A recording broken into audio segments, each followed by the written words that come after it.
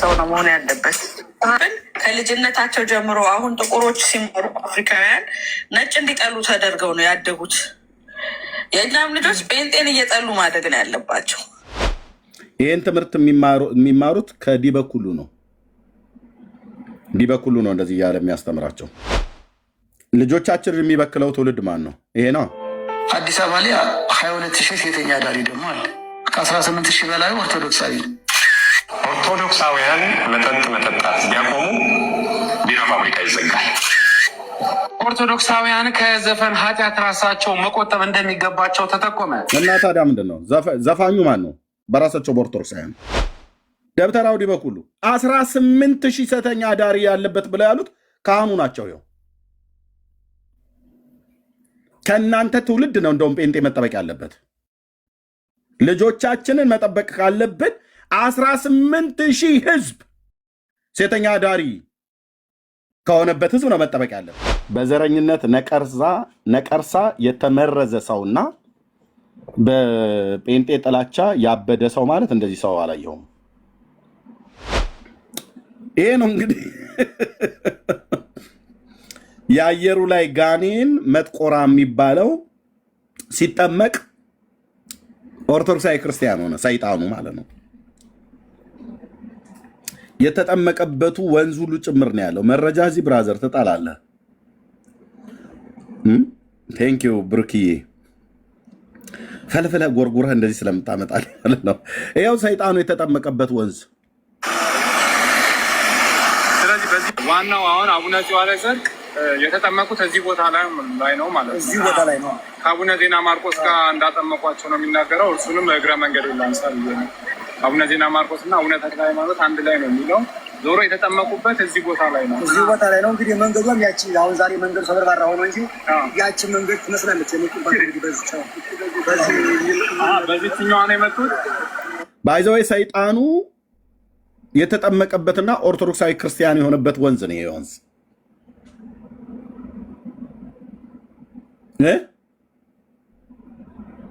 ሰይጣኑ የተጠመቀበት ወንዝ በማን የተጠመቀው?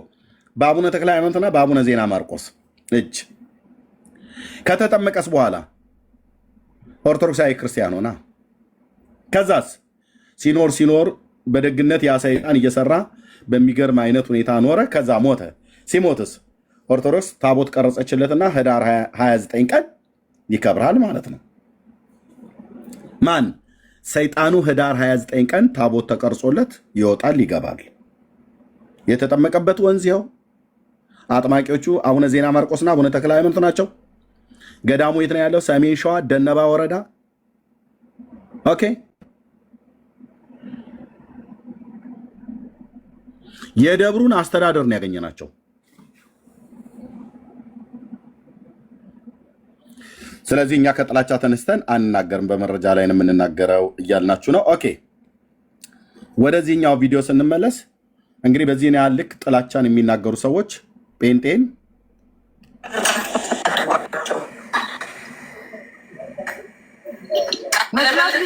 ማስተማር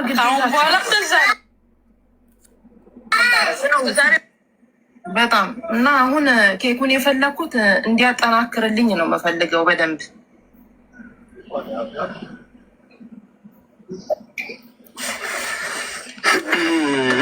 እኮ አካል እዛ ያለ ሰው ነው መሆን ያለበት። ግን ከልጅነታቸው ጀምሮ አሁን ጥቁሮች ሲማሩ አፍሪካውያን ነጭ እንዲጠሉ ተደርገው ነው ያደጉት። የእኛም ልጆች ጴንጤን እየጠሉ ማደግ ነው ያለባቸው።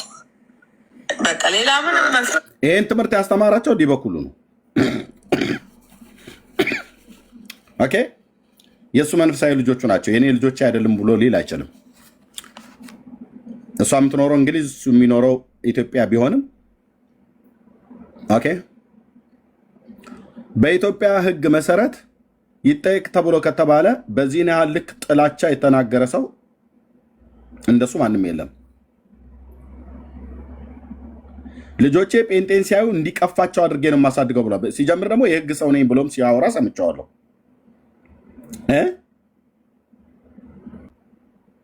ይህን ትምህርት የሚማሩት ከዲበኩሉ ነው። ዲበኩሉ ነው እንደዚህ እያለ የሚያስተምራቸው።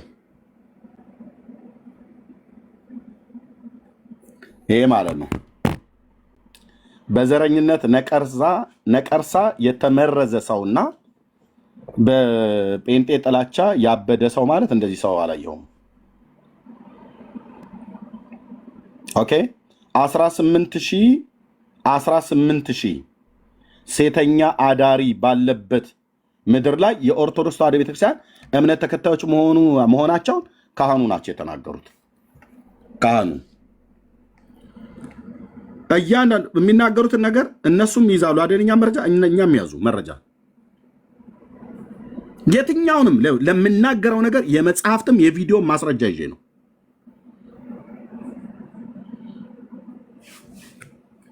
በዚህ ነው ያልክ ጥላቻ እነ ኬኩን እነ ጸድ የተባለችውን አሁን የተናገረችውን ባይዘዌ ቅድም እንዳልኩት በህግ የሚያስጠይቃትን እንግሊዝ ሀገር ላይ በህግ የሚያስጠይቃትን ነው። ልጆቻችን ጴንጤን እየጠሉ ማደግ አለባቸው ነው ብላ ያለችው። የእንግሊዝ ሀገርን የንጉሱን እና የንግስቲቱን ብር እየበላች ማለት ነው። ተመሳሳይ ሲስተም ነው። እኔም የእሷም ሀገር የምንኖረው ንጉሱ የእንግሊዙ ንጉስ የኔም ንጉስ ናቸው። እኔ ባለሁበትም ሀገር ኪንጋችን ናቸው። ዲበኩሉ ገደል ነው የሚከታችሁ። እሺ ጥላቻ እየሰበካችሁ በእውቀት መሞገት ሲያቅታችሁ የጴንጤ ልጆች ጥሉ የጴንጤ ልጆችን እየጠሉ ማደግ አለባቸው ብዬ እላለሁ እያላችሁ ወታችሁ እንደዚህ የምትናገሩት በሙሉ ክሪሚናል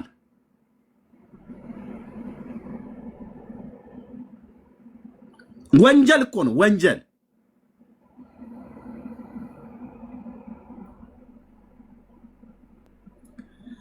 ይሄ ሰውዬ ባለፈው ትናንትም እንደተናገርኩት ከትልቁ እጅግ ከምናከብረው ከአማራ ህዝብ የወጣ ሰው ነው። እኔ ቄስ ሆኖ በዚህ ያህል ልክ ዘረኝነቱ አብቦበት አይን አፍጥጦ ጥርስ አግጥጦ ፊት ለፊት የወጣ ሰው አላየሁም። ብዙ የኦርቶዶክስ ቄሶች አሉ። ሁለተኛ ከዘረኝነቱ የተነሳ ለኦሮሞ ህዝብ ከፍተኛ ጥላቻ ያለው ሰው ነው። ይሄ ሰውዬ ሲናገር ሰምተነዋል።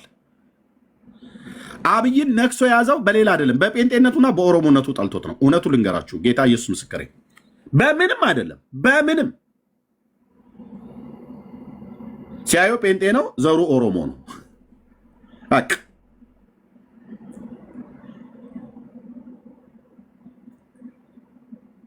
አብይን ከስልጣን ለማውረድ ከፈለክ ሂድና ዲበኩሉ ቀሚሱን አውልቀህ ይህን ፂምህን ተላጭተው ሽፍታ ሆነ ወይ ደግሞ ሳታወልቀውም ፀጉርህን እንዳልክ ሄደህ ገብተህ ኢትዮጵያ ሸለቆ ውስጥ በአባይ በረሃ ውስጥ መዋጋት ነው ከአብይ ጋር።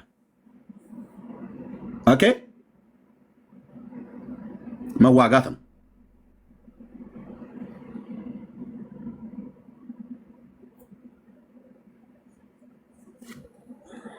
ስትሄድ ግን ወደ ኢትዮጵያ ስትገባ ግን ያው ጦርነቱ ላይ ስለምትገባ ማለት ነው ለሬሳ መጠቅለያ አንሶላ ምናምን ነገር ገዝተህ ይዘህ ብትሄድ እኔ እመክርሃለሁ አስቀድሜ ማለት ነው።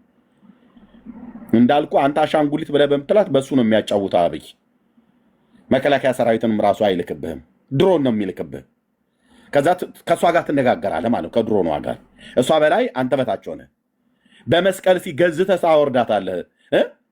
ማይሰራ ኃጢአት እግዚአብሔር ይፍታ ብለህ እንደምትለው ልክ እንደዛ እስቲ ብለህ ድሮኗን ከአየር ላይ በመስቀል ሀማትበህ ስትጥላት እናያለን። ያኔ የአብይን መንግስት አንቆጣቁጠዋለን።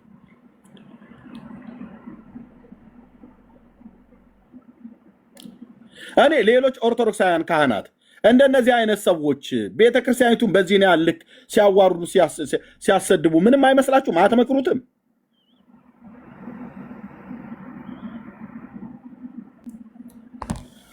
ደግሞ የጴንጤ ልጆች ጨዋዮች ናቸው ይላል። አንተ አለ አይደል እንደታረደ በግ ስታንቋር የምታድረው? ስንታንቋር እኮ አልኩ። የታረደ በግ የታረደ ከብት ነፍሱ እስከሚወጣ ድረስ የሚጮኸው አይነት ጩኸት ማለት ነው። በጨዋይነት ብለህ ካልክ ከተማ የሰውን ጆሮ ሊበጥስ በሚችል ማይክራፎን ስጮሁብን የምታሩት እናንተ አይደላችሁ እንዴ? እናንተ እንደዛ ስለ ጮኋችሁ ከኦርቶዶክሳውያን ልጆቻችን አናስተምርማል አላልንም፣ አንልምም። እግዚአብሔርን የምንፈራንን ህዝባችን ነው ቤተሰቦቻችን ናቸው ብለን የምናውቀው። የታመመ አይተኛ የወለደች አተኛ። በማይክራፎን ስጮህ አይደል የምታሉት? እናንተ እንኳን ጮሃይ እንኳን አልተባላችሁም። የእግዚአብሔር ሕዝብ ያለ ማይክራፎን ስለተናገረ ጴንጤ ጮሃይ ነው ጮህታም ትውልድ እንዳይበዛ ምናምን ነገር ብለሃል። በእርግጥ አንድ ጠንቋይ ስላለ ምንም የሚያመጣው ነገር የለም። ይሄ ጠንቋይ ነው። እውነቴን ብዬ የምላችሁ ጠንቋይ ማለት ነው። አይመረው አይመርኩክ እያለ ሲደግም የሚያድር መተተኛ ነው። እና ቪዲዮዎቹን ያው እያየን ነው።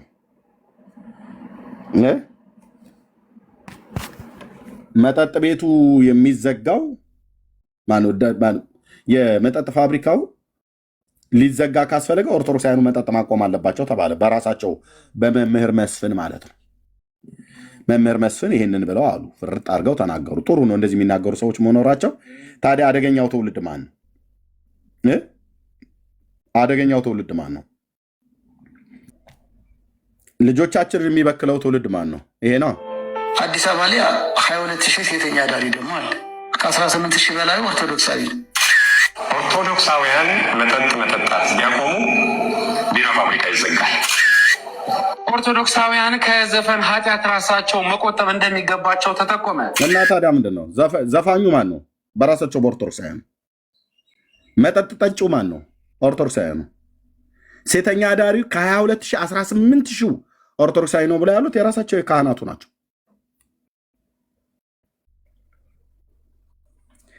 እንደው እንበል እንኳን ብለን ካል እኛ ነን ከዚህ ትውልድ ራሳችንን ልጆቻችንን መጠበቅ አለብን ብለን ካለን ከጴንጤ ምን ትጠብቃለህ ልጅህን? ከምን እስኪ ምን ጫት ገራባ ተራ አታገኘን፣ መጠጥ ተራ አታገኘን፣ ሴተኛ አዳሪነት ተራ አታገኘንም። እግዚአብሔርን የማይፈሩ ያመኑትን አምላካቸውን እግዚአብሔርን የማያውቁ አንዳንድ ሰዎች ካልሆኑ በስተቀር ይኸው አዲስ አበባ ላይ 22,000 ሴተኛ አዳሪ ደግሞ አለ። ከ18,000 በላይ ኦርቶዶክሳዊ። ኦርቶዶክሳውያን መጠጥ መጠጣት ቢያቆሙ ቢራ ፋብሪካ ይዘጋል። ኦርቶዶክሳውያን ከዘፈን ኃጢአት ራሳቸው መቆጠብ እንደሚገባቸው ተጠቆመ። አሁን እኛ አልጨክንም፣ ሌሎቹ ጨክነው አላማየሩ ኮንሰርት ምን እኛ አሁን ለምረት ላይ ምን መጣ እኛ ወደ ሰው ላይ ብቻው ማይሳ ሁለቱም ላይ ያለ ኦርቶዶክስ ተናቅናቁን ተናቅን ናቁን አለ። የተናቃችሁ እኛ አልናቃናችሁም። ሲጀምር ግን ተንቃችሁም እንኳን የተናቃችሁት በምታረጉት ነገር ነው። በምታረጉት ነገር ከጴንጤ ጋር ግብ ግብ ይቅርባችሁ። እሺ ኦኬ። ደብተራው ዲበኩሉ 18,000 ሴተኛ አዳሪ ያለበት ብለው ያሉት ካህኑ ናቸው። ይኸው ከእናንተ ትውልድ ነው እንደውም ጴንጤ መጠበቅ ያለበት። ልጆቻችንን መጠበቅ ካለብን 18,000 ህዝብ ሴተኛ አዳሪ ከሆነበት ህዝብ ነው መጠበቅ ያለብን። ልጆቻችን እንደነሱ ሴተኛ አዳሪዎች እንዳይሆኑ ማለት ነው። እና ይህን የምንለው ጸጋ ይብዛላችሁ ወገኖች። መቀጠል ትችላላችሁ። ቴንክ ዩ ብርኬ፣ መቀጠል ትችላላችሁ። ቤቱን ምራው በዛ። ቴንክ ዩ። ሰላም ብያለው ሁላችሁንም። ተባረክ ክርስቲያን ወንድምቶች ሁላችሁንም ሰላም ብያለው። ከእግዚአብሔር ከአባታችን ከጌታም ከኢየሱስ ክርስቶስ ጸጋና ሰላም ከሁላችሁ ጋር ይሁን። ሰላም እያላችሁ የምታነሱት ሀሳብ ካለ ያው ለእናንተ እንስጣችሁ። እሺ ብሩኬ፣ ሰላም ለእናንተ ይሁን። የጌታ ሰላምና ጸጋ ይብዛላችሁ። ተባረኩ። ጌታ ኢየሱስ ይባርካችሁ። እንግዲህ ወንጌል ይቀጥላል። ከመቀጠል ውጭ እኛ ሌላ አማራጭ የለንም። ከዚህ ላይ ግን የምናገረው ነገር ቢኖር ማለት ነው ሰዎች እኔ ማለት ነው ይሄ መጥቆራ የሚባለው መንፈሱ እንዴት እንደሆነ አውቃለሁ። ምክንያቱም ባደግኩት በኦርቶዶክስ ሃይማኖት ውስጥ ብዙ በተለያየ ሰዎች ላይ የዛር መንፈስ ያለባቸው ሰዎች ያጎራሉ እና ይነሳል የመጥቆራ መንፈስ። እኔ ይሄን አውቃለሁ መቶ ማለት ነውና ግን እንደዚህ በፎቶ ያየሁት እዚህ ሚዲያ ላይ መጥቼ ነው ኤርሚ ቤት ነውና ይሄ ነው እንደ ብዬ ሁሉ ደንግጫለሁ የመጀመሪያ ሳይሆንና ኦርቶዶክስ ውስጥ ሆኖ ይሄን የማያውቅ ሰው የለም እንደው ከተወሰኑ ሰዎች ካልሆነ በስተቀር በእውነት እኔ አውቃለሁ። እና በጣም እንትን ይላል ክፉና ጨካኝ መንፈስ ነው የሚባል መንፈስ ነው። እንደውም ገብቷቸዋል። ያልካደመውን ሰው ውርንጭላ ብሎ የሚሳደብ ሰው ነው። ይሄ ደግሞ ያለው የት ነው? እዛው ራሳቸው ቤት። እኔ ባደኩበት ያው በእግዚአብሔር ፊት መሰክራለሁኝ። መንፈሱ እዛ ቤት ይጮሃል አለ። በተለይ ደግሞ በቅዱስ ዮሐንስ የሚባለው ዘመን መለወጫ ላይ ይሄ መንፈስ ይነሳል። የት? እዛው ኦርቶዶክስ ቤት ዘመን መለወጫ በተባለበት ቤት፣ ክርስቲያን ነኝ በተባለበት ቤት መስቀል ሰዓት በመስቀል በዓል ላይ መንፈሱ ይጮሃል። ደም ካልፈሰሰ ጥቁር ፍየል የሆነ ዳልቻ ፍየል ምናምን እያለ መንፈሱ ይጮሃል፣ ይፈልጋል። ያንን ካላቋደሱለት የሚጮህ መንፈስ ነው። ይሄ ያለ ጉድ ከቤታችሁ አስቀምጣችሁ ግን ጴንጤውን እንደዚህ ነው። በእውነት ተው፣ ከእግዚአብሔር ጋር አትዋጉ እንዴ። ዛሬም እኔ በእውነት ካስፈለገ ማለት ነው ወንጌል ከሆነ ግዴታ ከሆነ በማስረጃ በድምፅ ሪከርድ ሁሉ ላመጣ እችላለሁ፣ ቀስ ብዬ እዛ ቤት እንደሚመለክ ማለት ነው። ጫት ይፈልጋል፣ በቅዱስ ዮሐንስ ደም ይፈልጋል፣ ይፈሰስለታል። ቆሎ ፋፎ በሩ ላይ ተረጭቶ ነው፣ ተለምኖ ነው መንፈሱ። ድቢያ የከበሮ ተመቶለት ነው የሚወጣው። ሐሙስና ሰኞ ቁጭ ብለው ያክብሩኝ ይካድሙኝ ይላል። ከዛ ሲለቅስ እኔ እዚህ አልቀመጥም ወሎ ጭስ ስላለ ወሎ ነው የሚመቸኝ ይላል። እኔ በህያው በእግዚአብሔር ፊት ነው የምነግራችሁ። ያደግንበትን ጌታ መንጭቆ አውጥቶን የጌታ ሆነን እንጂ እናውቀዋለን። ተው፣ ከእግዚአብሔር ጋር አትዋጉ። አናውቀውም አትበሉ። ታውቁታላችሁ። እየካደምሽ እባብ ነው የሚልከው ካልታዘዙት ላይ። እኔ ያው እግዚአብሔር ምስክሬ ነው። እኔ ምስክራለሁ። ካልታዘዛችሁ ለዛ ለመንፈሱ ሲነሳ ቡና ካላፈላችሁ ካልካደማችሁ እባብ ይልክባችኋል። የሆነ ነገር ይልክባችኋል። ሴትዋ አልካድምም እቤቴ እንደሄ የለኝም ቆሎ የለኝም ካለች ካጎደለችበት አባብጦ ገደል ይሰዳል ይሄ መንፈስ። እኔ እውነቴን ነው የምነግራችሁ። የምታውቁ ሰዎች እውነትን ተናገሩ። እኔ አውቀዋለሁ። ከዛ ከቤቴ እኔ በጣም የማልታዘዝ ልጅ ነኝ።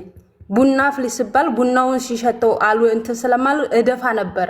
ይችን ውርንጭላ አስወጡልኝ ተብሎ ወንዶች ይቆሉ ነበር ከቤት ውስጥ ወንዶች። እኔ አልታዘዝም ነበር። ጌታ ስለመረጠ ዛሬን ስላየልኝ መንፈሱን መካደም አልፈልግም ነበር። እናውቀዋለን። ሲያስገዛችሁ ሲያንበረክካችሁ ጌታ ነው። ከባርነት መንጭቆ ከምንጋጋ ከውሬው የራሱ አደረገን። ኢየሱስ ጌታ ነው። ክብሩን እሱ ይውሰድ። እኔ አመሰግናለሁ ጌታ እንዴት እንዳወጣኝ ስለማውቅ። እናንተ ምን ሆናችሁ ነው? ቅዳሜ ስታጎሩ አድራችሁ እሑድ እኮ ነው ቤተክርስቲያን። ኧረ እባካችሁ ተው እንጂ ከጴንጤ ጋር አትለካኩ። እሺ ጫማ ለጫማ ራሱ እንኳን አትቆሙም። እውነት ለመናገር በጽድቅ የሚቆም ማን ነው? ጴንጤ የሚያስተምር ጴንጤ፣ መጽሐፍ ቅዱስን ገልጦ ያስተማረን ጴንጤ፣ ኢየሱስን የሰበከ ጴንጤ ነው። ቢደክምም ይደክማል። አዎ ይዝላል። አዎ ግን አለው ምን ውስጡ ላይ የሚያቃስት መንፈስ ያለ ለምን ብሎ የሚጸጸት የሚያለቅስ እኔ አውቀዋለሁ። መጥቆራ የሚባል መንፈስ ኦርቶዶክስ ቤት ውስጥ እንዳለ እኔ በሕያው እግዚአብሔር ፊት ካስፈለገ ጊዜ ይፈጅብኛል እንጂ ማስረጃ አመጣለሁ። እያመለካችሁ ደግሞ ጴንጤን አትለጠፉበት። አይመጥናችሁም ሲጀመር።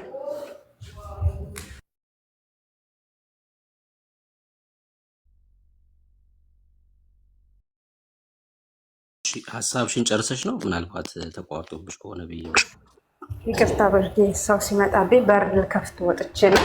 እኔ ቢበቃኝ ችግር የለውም፣ ግን እውነታው ይሄ ነው። ጌታ ኢየሱስ ሲባርካችሁ ወንጌል ይቀጥላል። እነሱ ምንም እያሉም እኛ ወንጌል ይቀጥላል። እዛው እነሱ ጋር ያለውን ጉድ እናውቀዋለን። መርጌታዎቹ ምን እንደሚሰሩ እኔ አረቂ ሀ ብዬ ከልጅነቴ ጀምሮ እጄ ጌሾ እየወቀጠ አረቂ እያወጣሁ ነው ያደግኩት። ጣላ እየጠመኩ ነው ያደግኩት እየሸጥኩ። ማን ነው የሚጠጣው? ቄሶች፣ ዲያቆናት። ማን ነው ሰክሮ የሚወላገዱ? ማን ነው ቤተክርስቲያኑ የመቃብር ስፍራ ሳይቀር እንኳን ቁጭ ተብሎ ጽዬ የሚባል ማርያም የሚባል ጣላ የሚጠጣበት ሬሳ ላይ ቁጭ ብሎ ጴንጤ ያደርጋል እንዴ? አያደርግም። በቃ ከልከሰከስ ለማን ነው የምትካድመው? ሬሳ ላይ ቆመህ መጀመሪያ ካላችሁበት ውጡ። ለመክሰስ ለመሳደብ ውጡ። እስቲ አንድ ጴንጤ ይድከም ይልፈስፈሳ። ኦርቶዶክስ ቤት ሆኖ ነው የሚንዘላዘለው። ጴንጤ ቤት ሆኖ ይንዘላዘላል ወጥቶ ነው ከደከመ። ምክንያቱም ቤቱ የተከበረ ነው። መንፈስ ቅዱስ አለበት። ጥያቄ ልጠይቅሽ። እሺ ጠይቀኝ ብሩክ። እሺ ቄሶቹ እንደዛ ማድረጋቸው ስህተት ነው ብለሽ ታምኛለሽ? መንፈስ ቅዱስ ስለሌላቸው በሚሄዱበት መንገድ ትክክል ናቸው። ምክንያቱም ሰው ያለ እግዚአብሔር ምንም ማድረግ አይችልም ብዬ ነው የማስበው። ለምን ተወቅሻቸዋለሽ ታዲያ? አሁን ትልቁ መውቀስ ሳይሆን እኔ ከተወቀስኩኝ እሺ ይቅርታ ብሩክዬ። ወይ ስሚኝ አንዴ ስሚኝ። እሺ ትልቁ ችግር ምንድን ነው? እኔ ያው ጠዋት ላይም የተወሰነ ሀሳብ አንስቻለሁ በዚህ ጉዳይ ላይ። ለምሳሌ ቄሶቹ ሰከሩ፣ ጠጡ፣ ምናምን ምናምን ብለን እናነሳለን፣ ወይ ደግሞ እንደዛ አይነት ህይወት ውስጥ እናያቸዋለን። ምን ያርጉ ታዲያ እነዚህ ሰዎች? በጨለማ ያለ ሰው ህይወቱ ከዚህ የተለየ አይደለም። በቃ ህይወቱ ነው፣ ህይወታቸው ነው። እነሱ በመጠጣታቸው ልንገረም አይገባም። ዝሙት በማድረጋቸው አንገረምም። ምክንያቱስ ማንነታቸው ስለሆነ እኮ ነው። ከዛ ስፍራ እኛም ስላመለጥን፣ የእግዚአብሔር ጸጋ ስለረዳን፣ የእግዚአብሔር ጸጋ ስላቆመን ነው። ለምንድን ነው ይሄን የምለው? ለምሳሌ ቀሲስ ዲበኩሉ ተሳስተዋል ብሎ የሚያምን ሰው እስኪ አንዳንድ ቁጥር ይጻፍ። ተሳስተዋል ቀሲስ ዲበኩሉ ብሎ የሚያምን ሰው አንዳንድ ቁጥር ይጻፍ።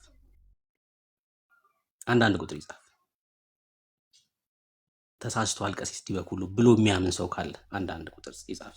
ኬዲ እሺ፣ ሌላ እና ቅድም እነ ጸዲ ሲናገሩ የነበሩትም ትክክል አይደለም ብሎ የሚያምን ሰው አንዳንድ ቁጥር ይጻፍ።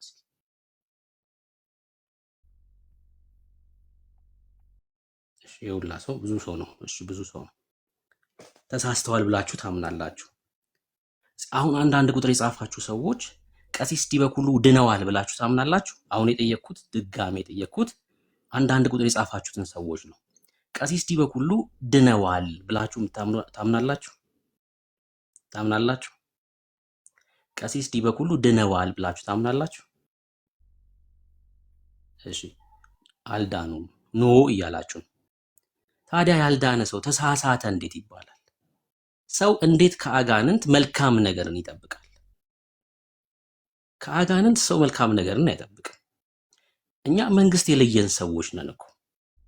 በብርሃን ያለ ሰው ከጨለማው መንግስት መልካም ነገርን ሲጠብቅ ነው ስህተት የሚሆነው። መጀመሪያ ስህተት የሚሆነው በብርሃን ያለ ሰው ከጨለማው መንግስት መልካም ነገርን ሲጠብቅ ነው። እኔ እንደውም ከጨለማው መንግስት መልካም ነገር ለክርስቲያኖች ከመጣ ያኔ ነው እንደውም መጠርጠር ያለብን፣ መደንገጥ ያለብን ያኔ እኮ ነው። እኚህ ሰው በጨለማ ያሉ ሰው ናቸው፣ በአጋንንት ስርዓት ስር ያሉ ናቸው። ታዲያ እንዴት መልካምን ነገር ሊናገሩ ይችላሉ? እንዴት በክርስቲያኑ ላይ ጥላቻን ላይናገሩ ይችላሉ? ምክንያቱም አንተ እኮ እያፈረስክ ያለው የጨለማ መንግስት እኮ ነው። እያፈረስክ ያለው እኮ ሰው ሰራሽ ትምህርት እኮ ነው። ምንድነው ታዲያ ሊሉ የሚችሉት? በቃ ያላቸውን ነው የሚሰጡ፣ ጥላቻ ማለት ነው። ለምን? ወደው አይደለም። እውነት ለመናገር ወደው አይደለም፣ ተፈጥሯቸው እኮ ነው አይደለም። ከተቀበሉት መንፈስ የተነሳ ነው። አንተ መልካም የሆንከው እኮ የአንተ አቅም በቃ ብርቱ ሆኖ ስለሆነ እኮ አይደለም። የተቀበልከው መንፈስ እያገዘ ስላለ ነው። እለት እለት እያደሰክ ስላለ እኮ ነው። ዓለማዊ ምኞትን፣ ኃጢአትን እያስካደክ ያለ የእግዚአብሔር ጸጋ ስላለ ነው በአንተ ውስጥ። በአንተ የሚሰራ አምላክ አለ ማለት ነው። አየህ፣ መልካም ስትሆን፣ ሰዎችን ስትረዳ፣ መልካም ስትናገር ከአንተ አይደለም። እኚህ ሰውም ከራሳቸው አይደለም። በቃ በአጋንንት ፕሮሰስ የሚደረጉ ሰው ናቸው። ያሉበት ስፍራ ነው። በቃ ያሉበት ስፍራ በክርስቲያን ላይ እንደዚህ እንዲናገር ያደርጋቸዋል። ጳውሎስ እኮ ይሄን እኮ ነው በተደጋጋሚ የሚናገረው። እኔ ይላል ጳውሎስ ኢየሱስን አሳድድ ነበር ይላል። አለቀ በቃ። ለምንድን ነው ኢየሱስን ጳውሎስ ያሳድድ የነበረው? እንደውም እስጢፋኖስ ሲገደል እዛ ነበርኩ በቦታው ላይ ያለ ጳውሎስ። ለምን ለነበረበት ለይሁዲ እምነት በመቅናት ለእግዚአብሔር የቀና ስለመሰለው ካለበት ስፍራ ተነስቶ ክርስቲያኖችን ያሳድድ ነበር። ጳውሎስ ያሳደደ እንደነበር የገባው ሲበራለት ነው። በቃ ኢየሱስን ሲያገኝ ነው። ለካ እውነተኛ እውቀት ባህል ሆነ። እውቀት ተነስቼ ኢየሱስን አሳድደው ነበር አለ። ከዛ በየስፍራው ሲከሰስ ጳውሎስ ይናገር ነበር፣ እኔ ምን ላድርግ? እኔም እኮ እንደናንተ አሳዳጅ ነበርኩ። አሁንስ በቃ ጌታ እኮ ደርሶልኝ ነው። ደማስቆን ይተርካል ሁሌ። ኢየሱስን ፊት ለፊት ተገናኘሁት። በጣም የሚገርመኝን ቃል ይሄን ይናገራል። እንደውም ጳውሎስ በእኩለ ቀን ነበር ኢየሱስን የተገናኘውና በእኩለ ቀን ያለውን የፀሐይ ብርሃን ታውቃላችሁ መቼ? ከፀሐዩ ብርሃን የሚበልጥ ብርሃን አበራ ይላል። ክብር ለኢየሱስ ይሁን። ያን ጌታ ከተገናኘ በኋላ ጳውሎስ ተቀየረ። እሱ ራሱ የሚሳደድ ሆነ። ከዛ በኋላ እሱ ራሱ የሚደበደብ፣ የሚታሰር፣ የሚንገላታ ግን ታስሮ ምን ይላል? ኢየሱስ ጌታ ነው። ያለህበት ስፍራ የሞት ስፍራ ነው። ከሞት አምልጥ። እያሳደድከኝ ያለህበት መንግስት የጨለማው መንግስት ስለሆነ ነው። አሁን ደብድበ እዚህ በፊልጵስዩስ ከተማ ጳውሎስና ሲላስ ታሰሩ። ደብድበዋቸውን ያሰሯቸው። ከዛ ምንድን ነው የሚለው ጳውሎስ? ደብድበው ያሰሯቸውን ሰዎች ኢየሱስ ሕይወት ነው፣ ኢየሱስ ጌታ ነው፣ አምልጡ ካላችሁበት ስፍራ። ይሄን ያደረጋችሁብን ካላችሁበት መንግስት የተነሳ ነው፣ ካላችሁበት ከጨለማው መንግስት የተነሳ ነው ብሎ ጳውሎስ ወንጌልን ይናገራል። እና ምን እያልኳችሁ መሰላችሁ? እኚህ ሰው ቢወዱን ነው እኔ ጥያቄ ማነሳው። እኔ ብሩክ የሚባል እንደው በጣም ልዩ ነው ምናምን ብለው ቢናገሩ ኩዌሽን አረጋለሁ። ብሩክ ወንጌል መስራት አቁመሃል ማለት ነው። መናገር አቁመሃል ማለት ነው። የጨለማውን መንግስት ማፍረስ አቁመሃል ማለት ነው። ይሄን ነው እኔ ጥያቄ ማደርገው። ያላቸውን ነው ሊሰጡን የሚችሉት። እኛ እንወዳቸዋለን እጅግ በጣም። ምንም ክርስቲያኖችን ቢጠሉ እኛ እጅግ በጣም እንወዳቸዋለን። ምክንያቱስ ካሉበት ስፍራ የተነሳ ነው ይሄን የሚያደርጉት። ቢያሳድዱን፣ ቢገሉን፣ ቢያሳስሩን ካሉበት ስፍራ የተነሳ ነው። እንደዛም እያደረጉ ወንጌልን እንነግራቸዋለን። መዳን በክርስቶስ ኢየሱስ ብቻ ነው። ማምለጥ በኢየሱስ ክርስቶስ ብቻ ነው። የዘላለም ሕይወት ኢየሱስ ክርስቶስ ብቻ ነው። ከዚህ ጌታ ጋር ኪዳን ቢያደርጉ ካሉበት የጨለማ ሕይወት ያመልጣሉ። ካሉበት የሞት መንደር ያመልጣሉ። ያኔ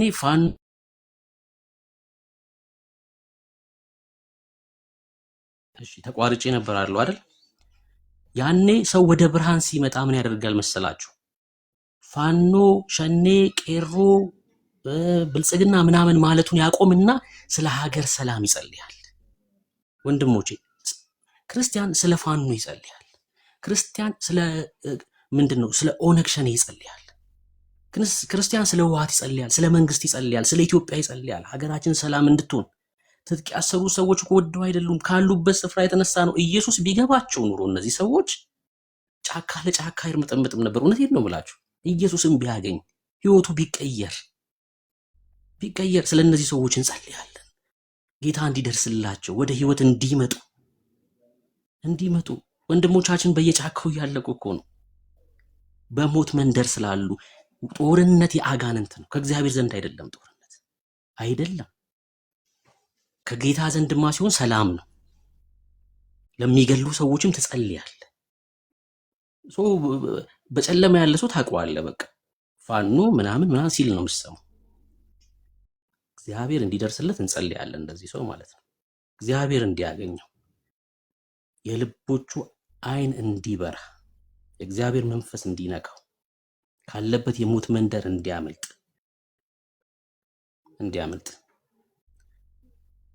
ቢጠሉን ምንም የሚገርም ነገር አይደለም ማለት አንደነቅም። በዚህ ክርስቲያን ሊደነቅ አይገባም አይደል? እኛ በዚህ አንደነቅም። እነ ጸዲ እንደዛ ስለተናገሩ አይከፋንም። ልጆቻችንን እንጠብቃለን አለች አይደል እንዴ? ልክ እኮ ናት። ታዲያ ከጴንጤ ልጆች ጋር ስታስተምር ልጆቻቸው በቃ መንፈሱ እየተገለጠ ይወድቃል በየቦታው እንዴ። የክርስቲያኑ ልጆች በእግዚአብሔር መንፈስ የሚመሩ ልጆች ናቸው። የእሷ ልጆች ደግሞ የተቀበለው የነታጡስና የናርሴማ መንፈስ ነው። እንዴት አብሮ ይስማማሉ? በኢየሱስ ስም ሲል በየቦታው ይወድቃል። ልጆቹ በየቦታው መንፈሱ ይወድቃል። ወዳ አይደለም እኮ ወዳ አይደለም። ልጆቻችንን እንጠብቅ ስትል ወዳ አይደለም። መንፈሱ በየቦታው እየወደቀ ተቸግራ ነው። ካለችበት ቦታ ተነስታ ነው ያን የምትናገር። ቄሶቹ ቢጠጡ ቢዘሙቱ ብናይ ያሉበት ስፍራ ነው።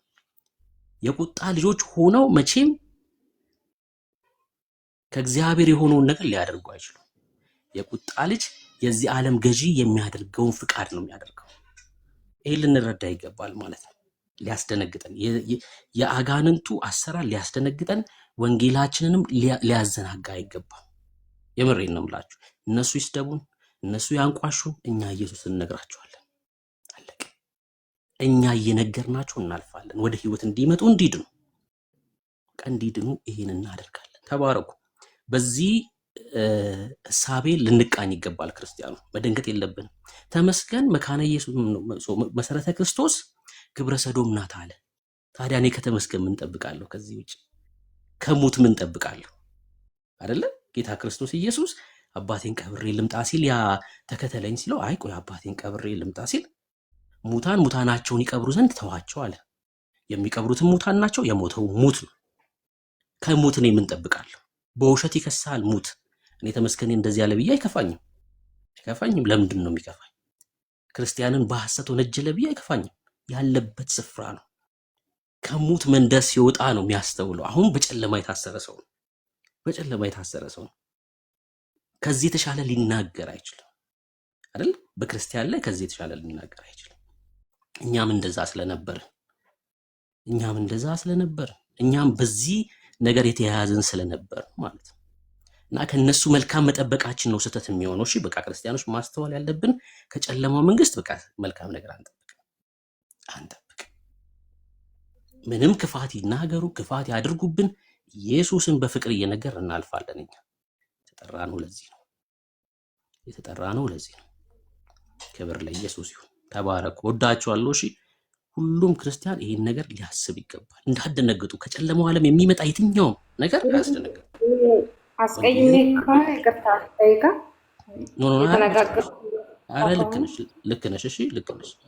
እንደዛ አስቀይመሽኛል ወይ ትክክል ያለው ነገር ተናግረሻል እያልኩ ሳይሆን በቃ ይሄ በደንብ ልንረዳው ያስፈልጋል ለማለት ነው። እሺ ከጨለማው ዓለም የሚመጣ ሙገሳ። እኔ አሁን አንድ ኦርቶዶክሳዊ መጥቶ ብሩክ አንተ ጀግና ነህ ቢለኝ፣ በጨለማ ያለ ሰው ማለት ነው፣ ወይ ደግሞ አንድ ሙስሊም መጥቶ አንተ ጀግና ነህ ቢለኝ እኔ ሊሞቀኝ ነው እንዴ? ከጨለማው ዓለም የሚመጣ ሙገሳ አያሞቀንም፣ ስድብም አያስደነግጠንም። ምክንያቱስ የብርሃን ልጆች ነን። እኔ ፓስተር ተባረክ ሲለኝ እኔ ደስ ይለኛል። በክርስቶስ ኢየሱስ ደም የተዋጀ ወንድሜ ስለሆነ ማለት ነው። ከጨለማው ዓለም የሚመጣ ግን ሽንገላም፣ ስድብም፣ ሙገሳም አይሞቀንም፣ አያስደነግጠን። አይ በቃ እኛ ኢየሱስን እየተናገርን እንቀጥላለን። ተባረኩ። ፓስተርዬ እንኳን ደህና መጣ። ብሩክዬ እንኳን ደህና ቆየኝ። ጌታ ይባርክ። ሁላችሁንም ሰላም ብያለሁ። ተባረኩልኝ። ብሩኬ ጥሩ ነገር ነው አሁን አንስተህ የተናገርከውና እኔ እዚህ ቲክታክ መንደር ያለን ሰዎች በጣም ማስተዋል ያለብን ነገር ያለ ይመስለኛል። አሁን እኒህ ሰውዬ ይሄንን ያደረጉት ለምንድን ነው የሚለውን ጥያቄ መጠየቅ በጣም ተገቢ ነው። እና እንዴት ነው እሱ ደግሞ እኔ ሪስፖንድ ላደርግ የሚገባው የሚለውንም ማወቅ በጣም ተገቢ ነው። ቅድም ብሩኬ ስትናገር እንደነበረው እንዴ አሁን ከጴንጤዎች ልጆቻችሁን ጠብቁ፣ ከነሱ እስላሞች ይሻሉኛል ምናምን ማለት በዚህ ልክ እኮ እንትን የሚያደርግ ነገር አይደለም። ምን ተነካችሁ? አሁን ምን ተነካን? እውነት ለመነጋገር ምንድን ነው የመጣው? ምንድን ነው የሆነው? ወንጌሉ እኮ ከዚህ የበለጠ ዋጋ ነው የሚጠይቀው። ምንድን ነው ይህን ያህል ተነስቶ በዚህ ልክ መሆን እኔ ተገቢ አይመስለኝም። አንደኛው። ሁለተኛው ሰውየው ይሄን ያደረጉበት ምክንያት ምንድን ነው? እሱ ምንም ጥያቄ የሌለው አሁን ከዚህ ጋር ሳይ ሶስተኛ ቤት ይመስለኛል የቲክታክ ርዕሰ ጉዳይ ሆኑ ሰውየው። ይሄ ነበር የሳቸው ፕሮግራም። በቃ ስራ ሊያስፈቱን ነበር የፈለጉት። ተሳካላቸው።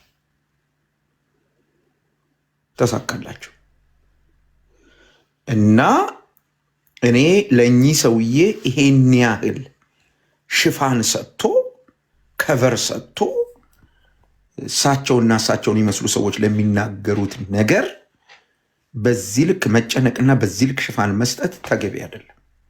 አንድ ማወቅ ያለብን ነገር አለ። በተለይ አገልጋዮች ወንጌል ስንሰራ አንድ በደንብ ማወቅ ያለብን ነገር አለ። ሰውን ወደ ድህነት የሚጠራው ጌታ ነው። ማንም የፈለገውን ነገር ሊል ይችላል። አሁን ብዙ ጊዜ እንትናችሁ ምክንያታችሁና ጭንቃችሁ ይገባኛል። ለወንጌል እንቅፋት ለወንጌል ብራዘር ወንጌል አደናቅፎት አያውቅም። አትድከም። ይሄን ሁሉ ሺህ ዓመት ሲመጣ ወንጌል አንተ ዛሬ ያየኸው የቲክታክ እንቅፋት አልነበርም የነበረው። ሰው አንገቱ በሰይፍ እየተቆረጠ ነበር የሚሞተው። ሰው በቁሙ በሳት እየተቃጠ ወንጌል እንደዚህ ነው የመጣው። ዞር በሉና ኢትዮጵያ ውስጥ ወንጌል እንዴት ተዳረሰ? ምንድን ነው የምታወሩት? አሁን ዲበኩሉና ቢጤዎቹ ይህን ስላወሩ ነው የምታወሩት እንዴ? በዚህ ልክ አገር ተገለበጠ ብላችሁ የምትታመሱት እኮ ትክክል አለ እንዴ? ሰላም እንዳይሉን እሳት እንዳንጭር እንዴ? ወላጆቻችን እኮ አናውቃቸውም ብለው ከቤት አስወጥተው ክደውናል እኮ። ምንድን ነው የምትሉት? ወንጌል እዚህ መጥቷል። እና እኔ ለዚህ ሰውዬ ይሄን ያህል ለዚህ ሰውዬና ለመሰሎቹ አሁን እዚህ ቲክታክ ላይ እየሮጡ ያሉ ሰዎች አሉ። እወቁ ባካችሁ። እነሱ የሚፈልጉት ይሄን በቃ እነሱ ፎቶቸው ተለጥፎ ለእነሱ የተሰጠ መልስ። ዊ አር ናት ቲክታከርስ ዘመዶቼ። እኛ የወንጌል ከሆነ እንትናችን ሰምተን ይሄንን ወደ ዳር አድርገን ፎከስ መደረግ ያለበት ወንጌሉ ላይ ነው። ለምን ካላችሁኝ ቅድም ብሩኬ በበቂ ነግሮናል። እንዴ ምን ልንጠብቅ ነው? እግዚአብሔር ይስጣችሁ ወንጌል አደረሳችሁ የሚሉት ሰውየው ሲለወጥ ነው። አልተለወጡም እኮ ምን የምታወሩት? ሰው ጨለማ ውስጥ ሆኖ ብርሃንን እንዴት ነው ካላደነቀ የምትሉት? ይህ ትክክል አይደለም። መሰደብ የማይፈልግ ሰው፣ መታሰር የማይፈልግ ሰው፣ መሰደድ የማይፈልግ ሰው፣ ማጣት መራብ የማይፈልግ ሰው ስለ ወንጌል ዋጋ ለመክፈል ለመዋረድ ያልተዘጋጀ ሰው ወንጌል አልገባውም። ምክንያቱም ቅዱስ ቃሉ የሚለው በስሙ ልታምኑ ብቻ ሳይሆን ስለ ስሙ መከራ ልትቀበሉ ጭምር ተጠርታችኋል ነው የሚለው። ይሄን ገብቶን የገባ ነው። እንኳን አንድ ተራ ሰውዬ አንድ ዝም ብሎ ቲክታክ ላይ እየመጣ የሚናገር ሰውዬ ይቅርና መንግስት እኮ ነገ ብዙ ነገር ላይ ያመጣ ምን ልትሆኑ ነው? ይሄ እኮ በዚህ ልክ የሚራገብ አይደለም።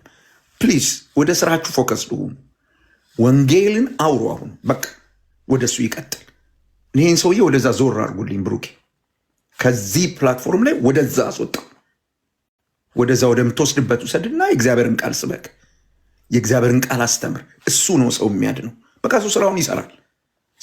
እኛም ስራችንን መስራት አለብን። እንዴት እሱ እዚህ ቤት ርዕስ ይሆናል? በምን አግባብ ነው እሱ ርዕስ የሚሆነው እዚህ ቤት ውስጥ? ንገሩኝ እስኪ። እኛ የወንጌል መልክተኞች ነን እኮ። እና ፕሊዝ እሱ በወረደበት ዝቅጠት ልክ ወርደን ለእሱ መልስ እንዴት እንሰጣለን? እዛ ታች ሲጎትተን እኛ እኮ ላይ ነው ያለ ነው። እና እኔ ወንድሞች ይህን ሰውዬ ወደዛ ዞር አድርጉና ስለ ኢየሱስ ማውራት ጀምሩ። እርሱት። እሱ የሚፈልገው ነው። በየቤቱ ርዕስ እየተነሳ እሱ እንዲደሰቁር ኢየሱስን ትተህ ስለ እሱ እንዲህ አሉን እኮ እያልክ እንድታወራ አም ሶሪ። እንዴት ይህንን ማስተዋል እንደሚያቅተን ብዙ ናቸው። እኚህ ሰውዬ ብቻ አይደሉ። አሁን ሰሞኑን እየተሯሯጡ ያሉ በጣም ብዙ ናቸው። እና መንቃት አለባችሁ። ወደ ስራችሁ ተመለሱ። ወደ ተጠራችሁለት ነገር ተመለሱ። ማንም የፈለገውን ይበል፣ ስራችሁ ላይ ትኩረት አድርጉ። ፕሊዝ። ኤርሚ እየሰማኸኝ ከሆነ ይህን ሰውዬ ዞር አድርግልኝ ከዚህ ቤት ውስጥ። ወደዛ አስወጣና ኢየሱስን ማውራት ጀምር። ወደዛ ከፊቴ ዞር አድርግልኝ ይህን ሰውዬ። እንዴት አንድ ተራ ሰውዬ የት እንደሚኖር በምን እንደሚኖር ማይታወቅ ሰው ርዕስ አድርገህ እዚህ ቤት ወደዛ አስወጣው አሁንና ወንጌልህን አብጀስት ይሄ ነው የሚያስፈልግ። ወደዛ አስወጣልኝ። አሁን የእግዚአብሔርን ቃል ተናገር፣ መልእክትህን ተናገር። ፒሪየድ። የምትጎዳው እሱን ስታደርግ ነው እንጂ እሱ እንዲህ አለ እሱ እንደዛ ይበል። እንኳን እኛን ቀርቶ ቅዱሱን ጌታ እኮ አጋንንት አለብህ አሉት እኮ። ምን ያስደንቃል? ምን ያስደንቃል? ከነሱ እኮ ነው የሚጠብቀው። የእግዚአብሔር ልጅ እኮ አጋንንት አለብህ ብለውታል። እንኳን ጴንጤ እንዲህ ነው፣ ጴንጤ እንደዛ ነው፣ ጴንጤ ጅን ቁልቋል፣ የፈለጉትን ይበሉ። የሚረጋገጠው በህይወት ነው፣ በኑሮ ነው። ኑሯችን ይመሰክራል። ቲክታክ ላይ ወጥቶ በመጮህ ሳይሆን በምንኖረው ኑሮ ህዝብ ምስክርነት ይሰጣል። ያያል። ሰው እኮ አይን አለው፣ ያያል። እኚህ ሰው ይህንን ካወሩ በኋላ የት እንደሚውሉ እኮ ሰው ያያል። ምን እንደሚሰሩ እኮ ሰው ያያል። ሞኞች አትሁኑ ዘመዶች። ሰው በዚህ ልክ የዋህ ይምሰላችሁ። ለሰው የሚያስፈልገው የእግዚአብሔር ቃል ነው። ቃሉ ያድናል፣ ቃሉ ይፈውሳል። ብሩኬ ኦር ኤርሚ እስቲ ሽሿቸው የተባልነው ሰዎች፣ አትቅረቧቸው የተባልነው ሰዎች የምናመልከውን ጌታ እናውራ። የመጠላታችን ምክንያት የሆነው የአብ ልጅ ማንም እኮ እንደ ርዕሰ ጉዳይ ሊያይን አይችልም ነበር። የሃይማኖት ድርጅት በሉት፣ የፖለቲካ መሪ በሉት፣ ማንም እኮ እንደ ከመጤፍ አይቆጥረንም ነበር። ሰው ስለኛ ማሰብ የጀመረው በኢየሱስ ምክንያት ነው። እንግዲያው ኢየሱስን ንገሩ። ከዚህ በላይ እኔ ምንም አልናገር። ብሩኬ ቀጥሉ እናንተ። ጌታ ይባርካችሁ። ቴንክ ዩ ፓስተር፣ ጸጋ ይብዛልህ። እንኳን ደህና መጣ። ሌሎቻችሁም ዘጌታችሁ የመጣችሁትን ሰላም ብያለሁ። ባልከው ነገር እስማማለሁ፣ ግን ብዬ ስለ አፍራሽ ቃል ሆኖ የተናገርከውን ለማፍረስ ሳይሆን መጽሐፍ እንደሚል እንደምታውቀው በመጽሐፈ ምሳሌ ላይ ለሰነፍ እንደ ስንፍናውም አትመልስለት ይላል፣ ደግሞ መልስለትም ይላል። ጠቢብም የሆነ እንዳይመስለው መልስለት ይላል። ለዚህ ሰነፍ ቄስ ነኝ ባይ ለምደው በዚህን ያህል ልክ መናገር ያስፈለገው ብለህ ብትል እሱ በሚናገረው እና እሱና መሰሎቹ በሚናገሩት ነገር የቅኖችና የዋሆች የሆኑ የእውነትን መንገድ የሚፈልጉ ሰዎች መንገድ ለመዝጋት የሚፈልጋል ሶሪ ይዘጋሉ። መንገድ ወደ መዳን እውነት እንዳይመጡ ሰዎች የአንድንም ሰው ቢሆን መሰናከል ያኖራሉ፣ እንቅፋት ያኖራል። እና ሁለተኛ ደግሞ እኛ በምንናገርበት ሰዓት ላይ መጽሐፍትን ማዕከል አድርገን ገጽ፣ ምዕራፍ፣ ግዕዝ ከአማርኛ ጠቅሰን መጽሐፍቶቻቸውን አውጥተን ስንናገር ከነሱ ወገን ምንድነው ብሎ የሚሉት ኦርቶዶክስን ከመጥላት የተነሳ ነው የሚነገረው ብለው ይላሉ። መጽሐፍ ገልጠን ገጽ ከምዕራፍ ግዕዝ ከአማርኛ አሳይተን መጽሐፍቶቻቸውን በፒዲኤፍ እንኳን አይደለም በሃርድ ኮፒ ይዘን ስንናገር ይሄ ኦርቶዶክስን ስለምትጠሏት ነው፣ ኦርቶዶክስን ጥላቻነት ነው ብሎ በሚል እነሱ ጋር በጣም ስላጮሁት ኢቨን እኛ ወንጌላውያን አማኞቹ ጋርም ሁሉ ጭምር ሳይቀር ይሄ የኦርቶዶክስ ጥላቻነት ነው ብለው የሚሉ አንዳንድ ተከፋይ ተቀጣሪ የሆኑ የወንጌላውያን አማኞችም ጭምር አይተናል።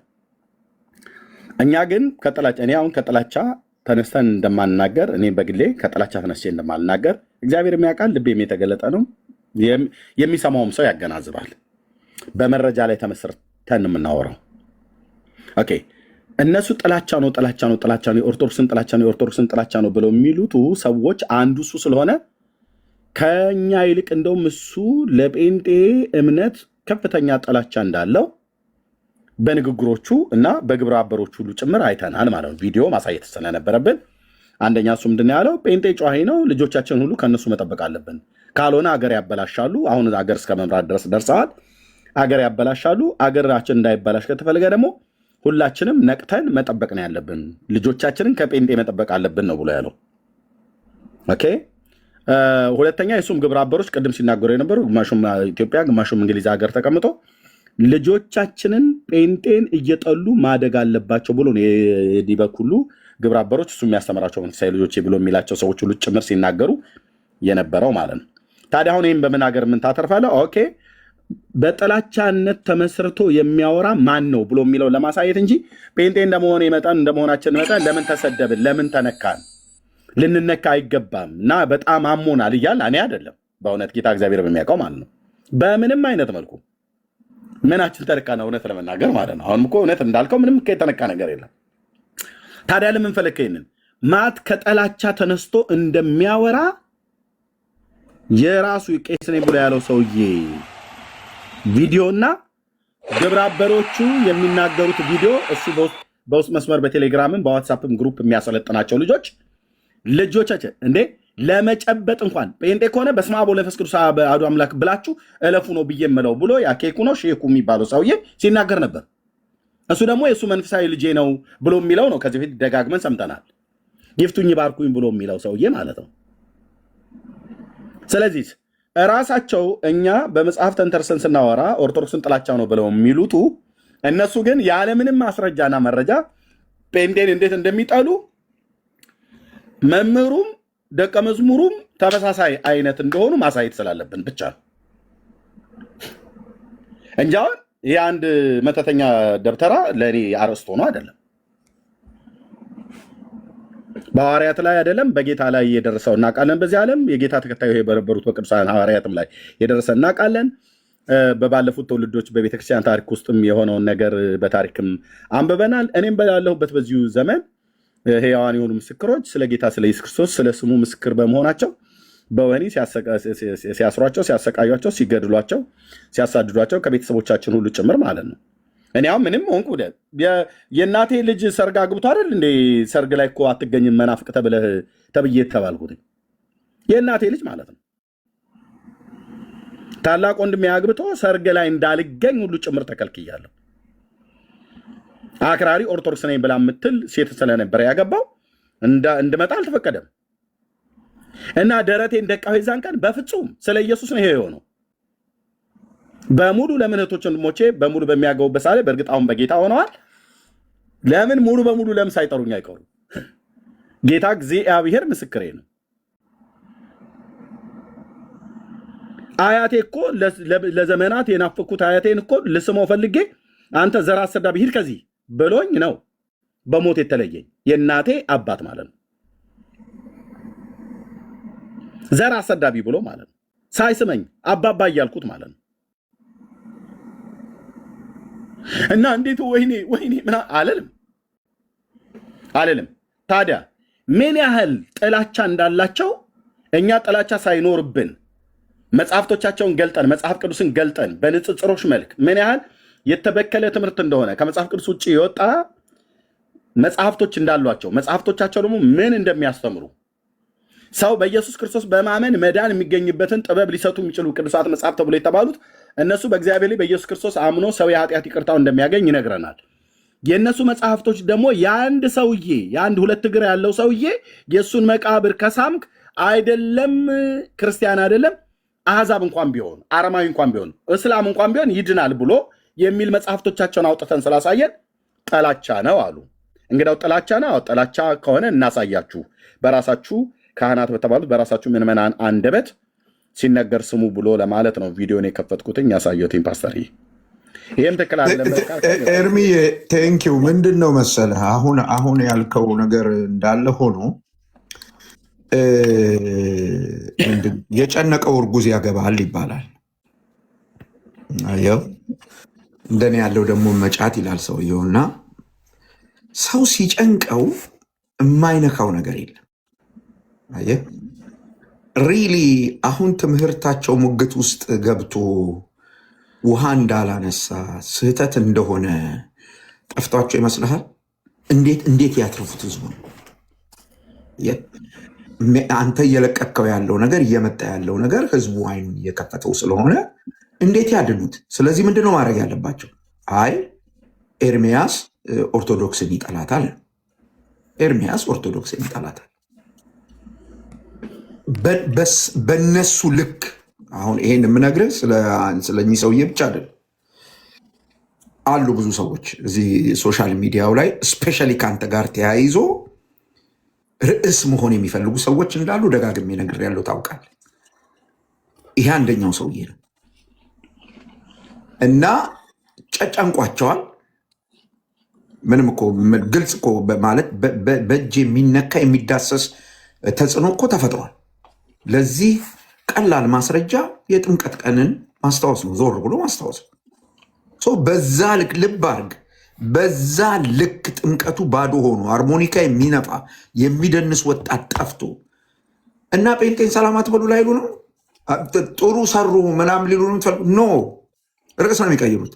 ታዲያ ኤርሚያስ ምንድን ነው ማድረግ ያለበት ነው ጥያቄ። ኤርሚያስ ማድረግ ያለበት ሰውየው ርዕስ ለመቀየር ነው የመጡት። አሁን ጴንጤን ሰላም አትበሉ ብለዋል አይደለም? በስመ አብ ወልድ ቅዱስ ምናምን ብላችሁ ሽሹ ብለዋል። ልጆቻችን ጴንጤን እንዲጠሉ አድርገን ነው ማሳደግ ያለብን ብለዋል። ኦኬ እኛ መልስ እንስጣውና ግልጽ በሆነ መንገድ ዲበኩሉ ይሄንን ያሉት በርስት ተጣልተን ነው? ሪሊኛ ኦርቶዶክስን ስለምንጠላ ነው? ወይስ ለኦርቶዶክስ ክፋት ስላለብን ነው? ወይስ ትምህርት ስላለ ነው? ይህን ለህዝቡ እናሳየው። አሁን እዛ ጎን ያሉ መጽሐፍቶችን አምጣና ትምህርቶቻቸውን አምጣና የጠባችንን ምክንያት እኛ ከሰው ጋር ጠብ የለንም፣ ከትምህርቱ ጋር ነው ጠባችን። ሰላም እንዳይሉን የፈለጉት ለዚህ ነው። ልጆቻችን እኛን እንዲጠሉ የፈለጉት በዚህ ጨለማ ውስጥ እንዲቀጥሉ ነው። ለልጆቹ ይህን ነው ማሳየት። አየህ፣ እኛን ሰላም እንድትሉ እኛን እንድትጠሉ ከእኛ ጋር አብራችሁ እንዳትሆኑ የሚፈልጉበት ምክንያት ይሄ ነው ብለን ማሳየት አለብን እንጂ ልጆቹም ያውቃሉ። ወላጆቻቸው እኮ እንደዚህ እንደሆኑ በደንብ ያውቃሉ፣ በደንብ ያውቃሉ። ይሄም በደንብ ስለዚህ አሁን ማድረግ የሚጠበቀው ከእኛ ምንድን ነው? የጠሉን ዲበኩሉ እና መሰሎቻቸው እንዲህ ያለ አዋጅ ያወጡበት እንዲህ ያለ ነገር ፈጥረው በቃ የጨነቀው ብዙ ነገር ነው የሚነካው፣ ብዙ ነገር ነው የሚዳስሰው። አሁን ይችን ርዕስ ፈጥረዋል። በቃ ቲክታክ ገበያው አሁን አሉ እዚህ ቲክታክ ላይ እንትን ብለው የሚኖሩ ሰዎች ቲክታኩ በጠቅላላ በዚህ ሞላል። እንግዲህ አሁን መለኛ አሁን አንተ ይናል ኤርሚያስ ለዲበኩሉ መልስ ሰጠ የሚሉ ሰዎች ይመጣሉ። ሽቀላ ነው። ከሱስ መውጣት አለብህ አንተ። በአንተ መነገድ የለበትም። አንተ የወንጌል አገልጋይ ስለ ምንድነው መደረግ ያለበት ያልከኝ እንደሆነ ዲበኩሉ የሚጠሉን ሐሰተኞች ስለሆንን ክፉዎች ስለሆንን ኦርቶዶክስን ስለምንጠላት አይደለም። ታዲያ ለምንድን ነው ከተባለ የሚጠሉን ይሄንን ይሄ ትምህርት በእግዚአብሔር ቃል እውነት መሰረት ልክ አይደለም ስላለ ነው። ትውልዱ ይሄንን አያውቅም። የሚመጡት ልጆቻቸው ይሄን አያውቁ። ስለዚህ ለትውልዱ ቪዲዮ ማስቀመጥ ካለብህ ዲበኩሉ እኛን የጠሉበት ምክንያት ብለህ አሳየን። ዲበኩሉ ልጆቻችሁ ከክርስቲያን ወይም ከጴንጤ ልጆች ጋር ሰላም እንዳይባባሉ እንዳይገናኙ ልጆቻችንን ከነሱ እንጠብቅ ያሉበት ምክንያት ብለህ አሳየን። እሱ ቪዲዮ ላይ ይቀመጥ ለትውልድ። አየኸው፣ ይቀመጥ። የሚመጣው ትውልድ ዝም ብለህ እንደ ድሮ አትመርምር እያልክ የምታስፈራራው ትውልድ እንዳይመስል መረጃ ገላብጦ አይቶ የሚወስን ትውልድ። በጣም በጣም በጣም ይሄ መታወቅ አለበት። ፈርሷል። ያ ዘመናውን አልፏል። ገዝቻ ያለው አስራ ያለው ምናምን ብለህ የምታስቆሙት የለም። አሁን እንደሱ ቢሆን ጃል ሜዳ ባዶውን አታገኘውም ነበር። ብራዘር፣ እኔ አሁንም የምነግርህ ነገር ምንድን ነው? ኤርሚ ለምን ተነካን አላችሁ አይደለም። እኔ ይህንን ያነሳሁት ለምንድን ነው? አንዳንድ ወገኖች ይቅርታ ጠየቁ፣ ይቅርታ ይጠይቁ ሁሉ ብለው ሲሉ ስለሰማሁ ነው። በዚህ ውስጥም ስላሉ እኔ ምን እሳቸው ይቅርታ ጠየቁ አልጠየቁ ምን ያደርግልኛል? እኔ እሳቸው ጌታን ቢቀበሉ ነው የምፈልገው። እሳቸው እንዲድኑ ነው ያኔ እንጂ ይቅርታ ጠየቁ አልጠየቁ ዳዝማር ምንም እንትን አይደለም። እልቅ ጊዜያችንን እሳቸውን ርዕስ ከምናደርግ ለምን ጠሉን? ሪሊ እሳቸው እንዳሉት እኛ ረባሾች ስለሆንን ነው? ጨዋዮች ስለሆንን ነው? ወይስ ሌላ ምክንያት አለ? ሌላ ምክንያት አለ። አየህ፣ ሰውየው ሁለት ነገር አቀላቅለው ይዘው መጥተዋል። ፖለቲካ በአንድ እጃቸው፣ በሌላ እጃቸው ደግሞ ሃይማኖታቸውን ወይም ሃይማኖታቸውን ትምህርት ሊያድኑ ነው የመጡት። አየህ፣ ሊያድኑ ነው የመጡት። እኛም ተግተልትለን ሄደን እዛ የፖለቲካ ምናምን ውስጥ ገብተን ስለ ብልጽግና ይሆን ስለ ሾኔ በሉት ስለ ማምጣልኝ ፋኖ አር ናት አወር ቶፒክስ አይደሉም። የኛ ቶፒክ አለ። እኛ ስለ ፖለቲከኞች የምናደርገውን እናውቃለን። እንደነሱ ወጥተን አንጮህም፣ በጭራሽ አንጮህም። የምናደርገው እናውቃለን። እኛ አምላክ አለን፣ እኛ መጽሐፍ አለን፣ ትምህርት አለን። ለሀገር መሪ ምን ማድረግ እንዳለብን እናውቃለን። ለሀገር መሪ ምን ማድረግ እንዳለብን እናውቃለን። ሲቀጥል በኢትዮጵያ ምድር ላይ እየሆነ ያለውን ለውጥ እንኳን እኛ አንድ በስደት የሚኖሩ ሰውዬ ይቅሩና አውሮፓውያኑም ሊያስተባብሉት አልቻሉም። ስለዚህ እሱን ተው፣ ወደዛ ተውና ዲበኩሉ ለምን ጠሉን? ሪሊ ጨዋሂ ስለሆንን ነው? የእኛ ጩኸት ረብሿቸው ነው? በሆርን ስፒከር በሌሊት ከሚጮሁት ጩኸት የበለጠ ጩኸት ጮኸን ነው እኛ? ወይስ ሌላ ጉዳይ አለ? ወይስ ሌላ ነገር አለ? አለ ካልካምጣ፣ አዎ ካልካምጣ እሱን አሳየን፣ ለትውልዱም እሱን አሳየን እንጂ ጩኸት ይለካል። በሆርን ስፒከር ከሌሊቱ 10 ሰዓት እኮ ሰው ተኝቶ የሚረብሽ ማህበረሰብ አለ፣ የሚጮህ ማህበረሰብ አለ። እኛ ምናልባት ፀሐይ ሞቀን ቁርስ በልተን ወደ ጸሎት ቤት ሄደን ሊሆን ይችላል ጮኋችሁ የተባለ። በቀን በአደባባይ መንገድ ላይ ሄደን ሊሆን ይችላል ጮኋችሁ የተባለ። ሰው መተኛት ባለበት ማረፍ ባለበት የደከመ ማረፍ ባለበት ሰዓት እኮ በየአቅጣጫው ሆርን ስፒከር ከፍቶ የሚጮህና የሚረብሽ ማን እንደሆነ ይታወቃል። ማን እንደሆነ ይታወቃል። ብዙ ባዘራ አረገንም። እሱ ግን ዲበኩሉ ይሄንን ሁሉ ሸምትተው እኛን የጠሉበት ምክንያት ምንድን ነው? የምታውቀው ነገር ካለ እኛን እንዲሸሹ ያሰኛቸው ነገር፣ እኛ እንዲጸየፉ ያደረጋቸው ነገር ካለ እሱን ንገረን። እግዚአብሔር ቃል ንገረን፣ በማስረጃ ንገረን። ለእኛ ይጠቅማል፣ ለትውልድ ይጠቅማል እንጂ ይበቃቸዋል። ሰውዬ ከዚህ በላይ ሊወራላቸው አይገባም ባይኔ። ሌላው በጣም ማወቅ ያለብን ነገር ስለ ሰው መዳንም ስናስብ ቅድምም እንዳልኩ እኔ በጣም አንድ ማለት ይጠቅማል ብዬ ስላሰብኩ አሁን ኤርሚ አያቴን እንዳልስም ተከለከልኩ፣ ወንድሜ ሰርግ ላይ እንዳልገኝ ተከለከልኩ ብሎ ካለው ጋር የተያዘ እኔ ጌታን ተቀብዬ እኮ ጊዜውን ርዝመት አልነግራችሁም። ጌታን ተቀብዬ ወደ ቤተሰብ ስመጣ የእኔ ቤተሰቦች ለመጀመሪያ ጊዜ የቤተ ዘመድ ስብሰባ የተሰበሰቡት በእኔ ጉዳይ ነው።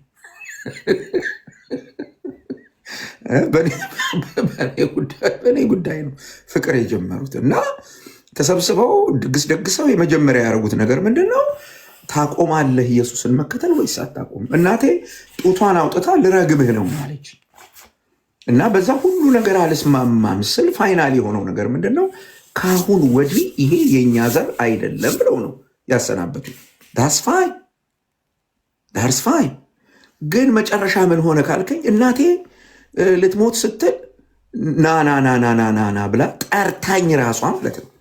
በእግዚአብሔር ፊት ነው የምናገር። ጠርታኝ ራሷ ስታየው ነገሩ ትክክል እንዳሉ ወደ መጨረሻው ስትደርስ አይ በቃ አሁን መሄዴ ነው፣ ጌታን መቀበል ፈልጋለሁ ብላ ጌታን ተቀብላ በሰላም ነው ሄደችው። በሰላም ነው ሄደችው። እመነኝ፣ መዳን ያለበት ሰው ይድናል። እንኳን እኚህ ሪዛቸውን በደንብ ተሰርተው አምረው የወጡ ቄስ ይቅሩና ራሱ ሳጥናኤል የሆነ ተክለ ሰውነት አግኝቶ እያንባረቀ ቢመጣ የሚድን ሰው ይድናል። ብራዘር በጭራሽ ሊያስቀረው አይችልም። ያንተ ስራ መስበክ ነው። ያንተ ስራ መመስከር ነው። ማዳን የጌታ ነው። ማዳን የጌታ ነው። አሁን የኚህ መነኩሴ ወይም የኚህ ቄስ ንግግር ከእግዜሩ በልጦ ነው የሚድነውን ሊያሰና ከመንፈስ ቅዱስ በልጦ ነው ሊያሰናክል? በጭራሽ እመነኝ፣ በጭራሽ። የሊዲያን ልብ የከፈተው የጳውሎስን ንግግር እንድትሰማ የጳውሎስ ጉዳይ አልነበር። ታዲያ ምኑ ነው ካልከኝ ጌታ ልቧን ከፈተው ነው የሚለው። እግዚአብሔር ልቡን የከፈተውን ሕዝብ ያዘገዩት ይሆናል እንጂ ይድናል፣ ይድናል። ምንም ጥያቄ የለው።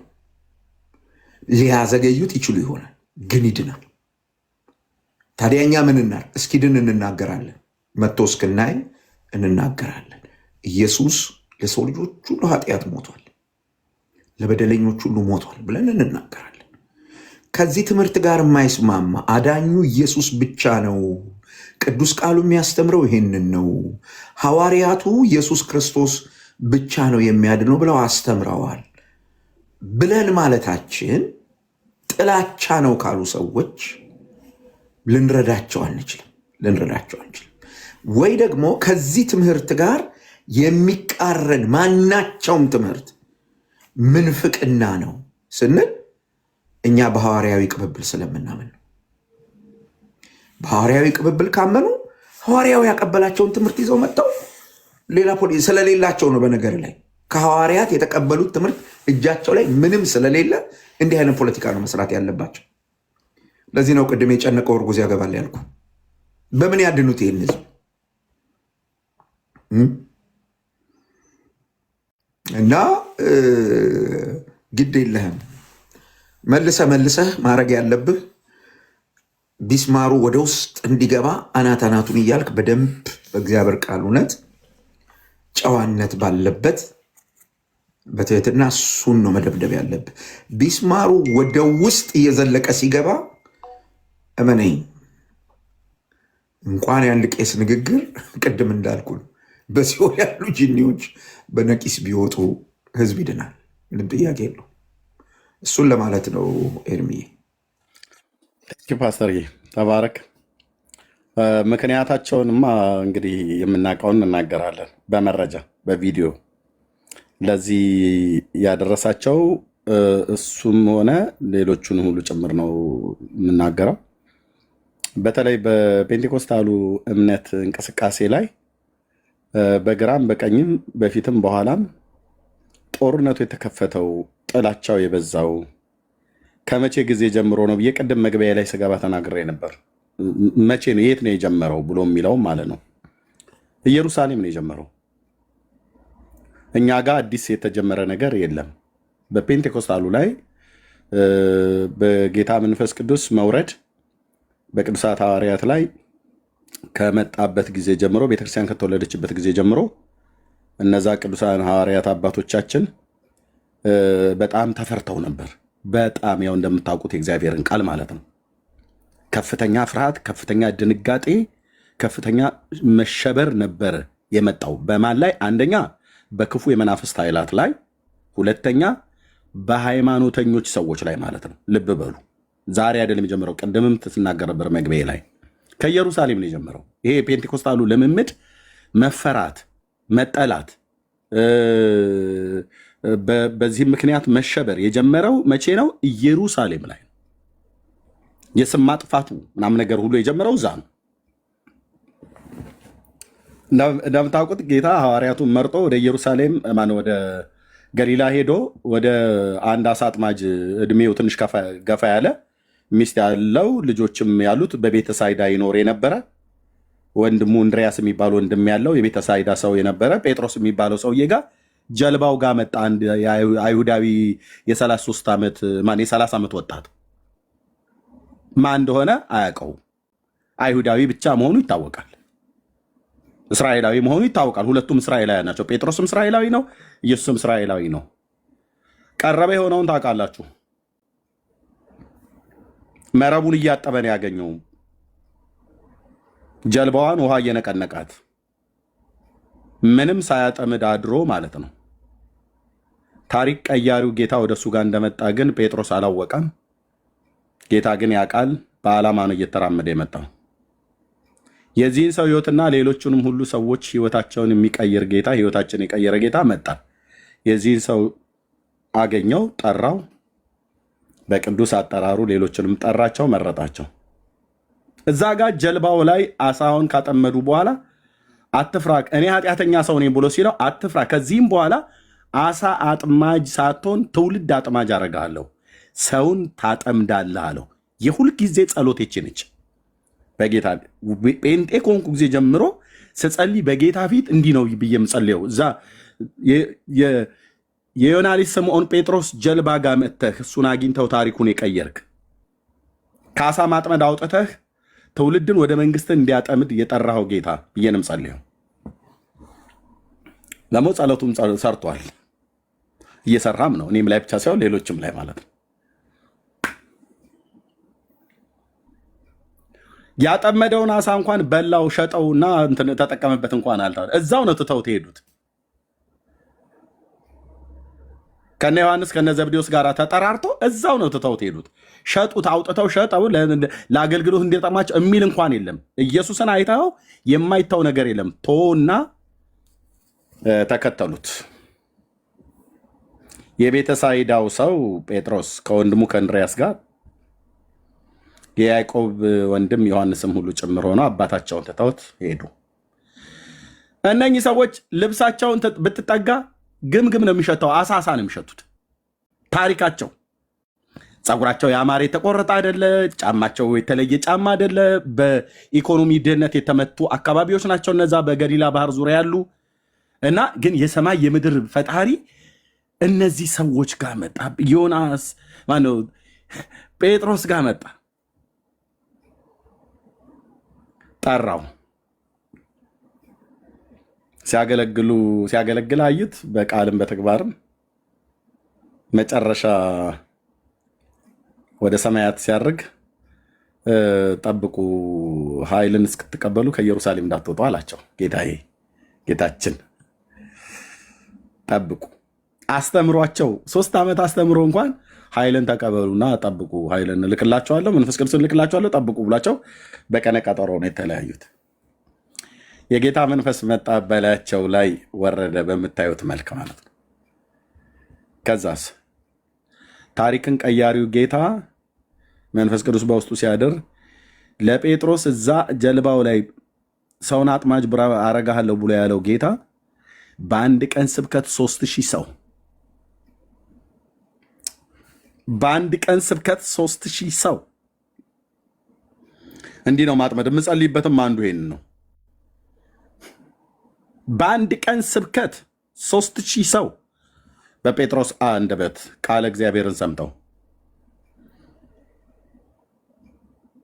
የእነኚህ ሰዎች ትምህርት ቁጥራቸው 12 ናቸው የተመረጡት። ኢየሩሳሌም ከተማን ሞላችኋት አሏቸው ጴጥሮስና ዮሐንስን። በትምህርታችሁ ከተማይቱን ሞልታችኋታል። ከዚህ የተነሳ ነው ጥላቻ የመጣው ማለት ነው።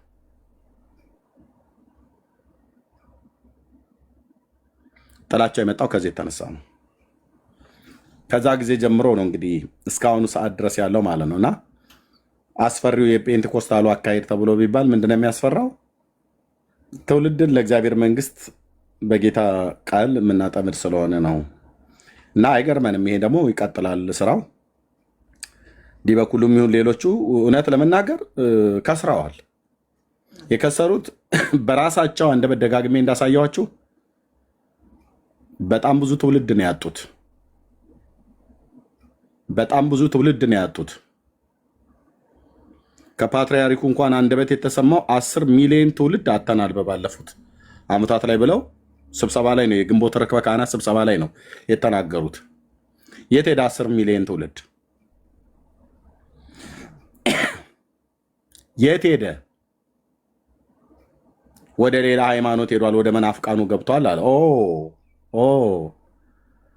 ስለዚህ ይህንን ሩጫ ለመግታት ነው ስም ለማጥፋት የሚሄዱት። እኛ ችግር የለው ስምን ማጥፋት ይችላሉ። እኛ ግን ስራውን ወንጌሉን እንቀጥላለን።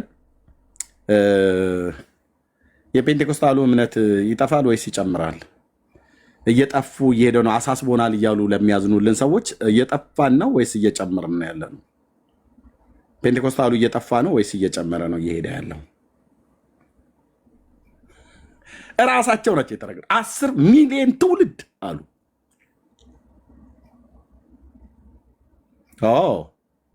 ቪዲዮ ልክፈት እንዴ? እናሰማ እንዴ? ድምፅ ስብሰባ ላይ ሁሉ ቁጭ ብለው ሲናገሩ የነበሩትን ለምንድነው ጎን ቆይ የፔንቴኮስታሉ እምነት የሚጨምረው? ይሄን ያህል እየተዋሸብን ለምንድነው የሚጨምረው? አየህ፣ የእግዚአብሔር መንፈስ ከኛ ጋር ስላለ የምንናገረው ነገር እውነት እንደሆነ ይታወቃል። ስለዚህ ሰው ከቀድሞ ይልቅ እንዲጠላ ተደርጎ ነው እየተሰበከ ያለው። ግን እንዲጠላ እየተሰበከበት ያለው መንገድ ግን የእውነት መንገድ እንደሆነ ሰው ሁሉ እያወቀው ነው። ጌታ እግዚአብሔር ይባርክ። ተባረኩ። እሺ ወገኖች፣ አይ ቲንክ የምንቀጥለው ነገር ካለ መቀጠል እንችላለን።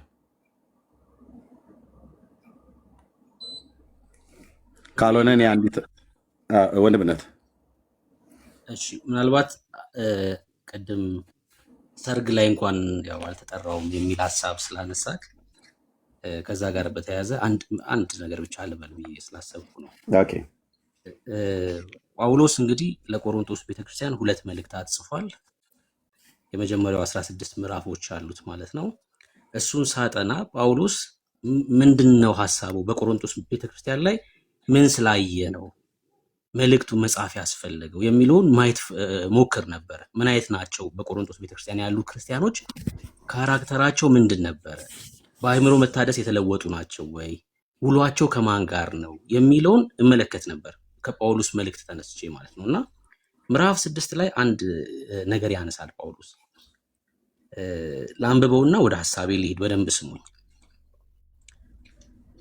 ምዕራፍ 6 ቁጥር 1 ከመካከላችሁ አንድ ሰው ከሌላው ጋር ሙግት ቢኖረው፣ በመካከላችሁ ግጭት ቢነሳ ማለት ነው፣ ጉዳዩን በቅዱሳን ፊት በማቅረብ ፋንታ እንዴት ደፍሮ በማያምኑ ሰዎች ፊት ለፍርድ ያቀርባል?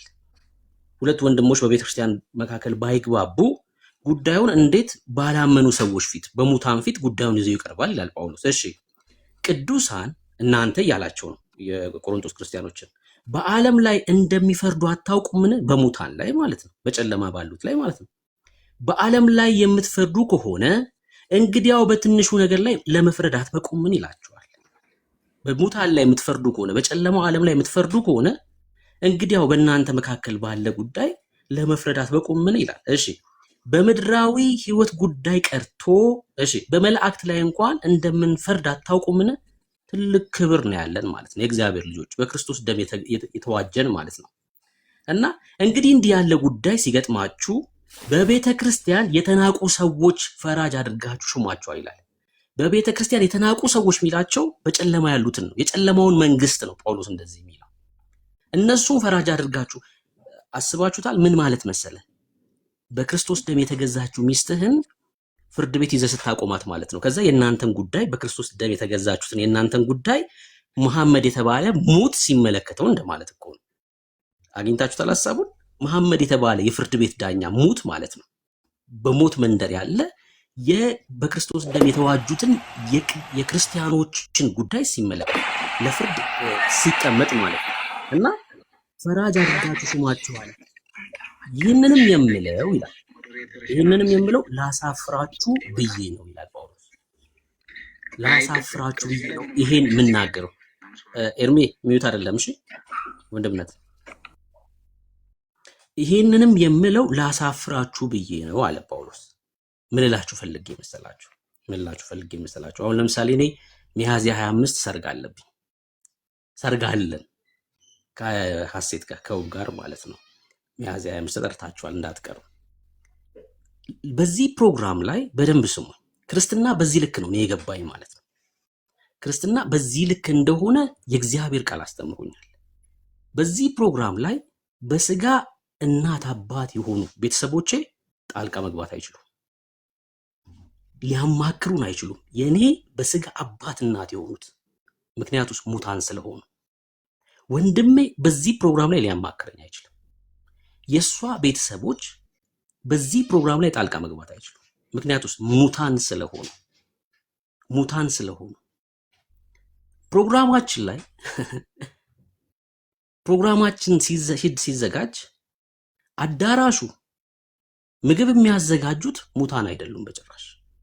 ሙታን የኛን ፕሮግራም ሊያዘጋጁ አይችሉም። በክርስቶስ ደም የተዋጀ ብቻ ነው የኛ ፕሮግራም ማዘጋጀት የሚችለው፣ ሊያማክረን የሚችለው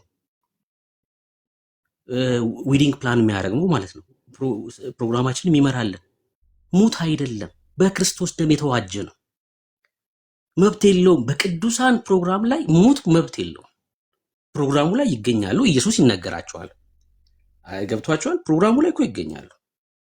አክብረን እንጋብዛቸዋለን፣ እንጠራቸዋለን ፕሮግራማችን ላይ። ከዛስ ኢየሱስ ይነገራቸዋል። ኢየሱስ እሱ ህይወት እንደሆነ እስካልተቀበሉ ድረስ እዚህ ምድር ላይ ብቻ እስካለን ድረስ እንደሆነ አብረን የምንሆነው እነግራቸዋለን። ከዛ ለዘላለም እንለያያለን። ምክንያቱም ሰው በኢየሱስ ካልሆነ ወደ ሲኦል ስለሚሄድ ማለት ነው። ምን እያልኳችሁ? የሆነ ነገር ቢቸግረኝ፣ የሆነ ነገር ማማከር ብፈልግ፣ የሆነ ነገር ማዘጋጀት ብፈልግ ምደውለው ኤርሚ ጋር ነው፣ ምደውለው ቴዲ ጋር ነው፣ ማማክረው ዳንኤል ነው። አያችሁ ምናማክረው እንኳን በብርሃን ያሉትን ሰዎች ብቻ ነው። ምክር እንኳን የምንቀበለው ሐሳብ እንኳን የምንቀበለው በክርስቶስ ኢየሱስ ደም ከተዋጁት ብቻ ነው። በቃ ክርስትና እንደዚህ ነው። ክርስትና እንደዚህ ነው። ምግብ የሚያዘጋጁ በቃ በክርስቶስ ደም የተዋጁ ክርስቲያኖች፣ ካሜራማኖች በክርስቶስ ደም የተዋጁ ክርስቲያኖች። በዚህ ልክ ነው ክርስትና ማለት፣ በዚህ ልክ ነው። እሺ በቃ መለየት ነው፣ ከዓለም መለየት ነው። ወደ ዓለም ስንሄድ ኢየሱስን ልንነግራቸው ነው እንጂ ልንሟሟቅ አይደለም ማለት ነው። ኢየሱስን ልንነግራቸው ብቻ። ምክንያቱስ እኛ የዓለማት ፈጣሪ የሆነው ጌታ ልጆች ነን። ይህን እንዳዘነጉ። የዓለማት ፈጣሪ የሆነው ኢየሱስ አባታችን ነው። ለእነርሱ እኮ ፈጣሪያቸው ነው፣ አባታቸው አይደለም። ለምን? ሙታን ስለሆኑ በቃ እንትን አለን ማለት ነው። የመንግስት ልዩነት አለን ማለት ነው። እኛ የብርሃን ልጆች ነን፣ እነሱ በጨለማ ያሉት። ከጨለማው መንግስት አባል ከሆኑ ሰዎች ምክርን አንቀበልም። ፕሮግራማችን እንዲያዝ። በዚህ ልክ ነው ክርስትና የገባን እያልኳችሁ። ዋናው እንድትረዱት የምፈልገው እሱ ነው። ክርስትና በዚህ ልክ ነው። እሺ በዚህ ልክ ነው ክርስትና። ከዛኛው ዓለም የሚመጣ የትኛውም ነገር በብርሃን ያለን ሰው አያስደነግጠውም፣ አያስቆጣውም፣ አያስከፋውም። ክብር ለኢየሱስ ይሁን። ክብር ለኢየሱስ ይሁን። ፕሮግራሙ ላይ ሲገኙ ደግሞ ኢየሱስ ይነገራቸዋል እንዲያመልጡ ካሉበት ስፍራ ማለት ነው። እኔ ቆሮንቶስን ሳጠና ይሄን የገባኝ። እሺ የቆሮንቶስን መልእክት ሳጠና ጳውሎስ ማንነታቸውን እንዲረዱ ነበር የሚነግራቸው። ማንነታቸው እንዲገባ፣ እናንተ የተከበራችሁ ናችሁ ይላችኋል። የተባረካችሁ ናችሁ፣ በእግዚአብሔር መንግስት ውስጥ ስልጣን ያላችሁ ናችሁ። ማንነታችሁ የተከበረ የተባረከ ሆኖ ቆሻሻ ስፍራ ላይ ሄዳችሁ የምትገኙ አይደላችሁም ይላችኋል። አያችሁ፣ ለዛ ነው ክርስቲያን በኃጢአት መንደር የማይገኘው። ለዛ ነው አገኛችሁት ሐሳቤ በኃጢአት መንደር ማንገኘው ለማንነታችን ስለማይመጥን ነው። ቆሻሻ መንደር አንገኝም። ያ ሰፈር ለኛ የሚሆን አይደለም። ለዛ ነው አንተ በክርስቶስ ደም ተዋሽተሃል ይላል አይደል? በዋጋ ተገዝተሃል ይልና ጳውሎስ በቆሮንቶስ መልእክቱ እዚሁ ምዕራፍ 6 ላይ ይህን በዋጋ የተገዛውን ስጋህን ከጋለሞታ ጋር እንዴት ታስተኘዋለህ? በጣም ታሳፍራለህ እኮ ነው የሚለው ጳውሎስ። ይሄ ስጋ በክርስቶስ ደም የተገዛው የተዋጀው ስጋ ከጋለሞታ ጋር የሚተኛ አይደለም። አንተ የተባረክ ነህ፣ የተለየክ ነህ፣ ቅዱስ ነህ። በጨለማው መንደር ሂዶ የሚጋደም አይደለም። ይሄ ገላ ማለት ነው የምንንቀው ስፍራ ስለሆነ፣ የኃጢአት መንደር የቆሻሻ ሰፈር ስለሆነ ማለት ነው። እዛ ስንሄድ ምን ልናደርግ ነው? ኢየሱስን ልንናገር ነው። ክብር ለኢየሱስ ይሁን። ክብር ለኢየሱስ ይሁን። ይሄን መልእክት ብናገረው ምናልባት በዓለም ያለ ሰው ጓደኛ አድርጋችሁ የያዛችሁ ካላችሁ ለእናንተም ጭምር ነው።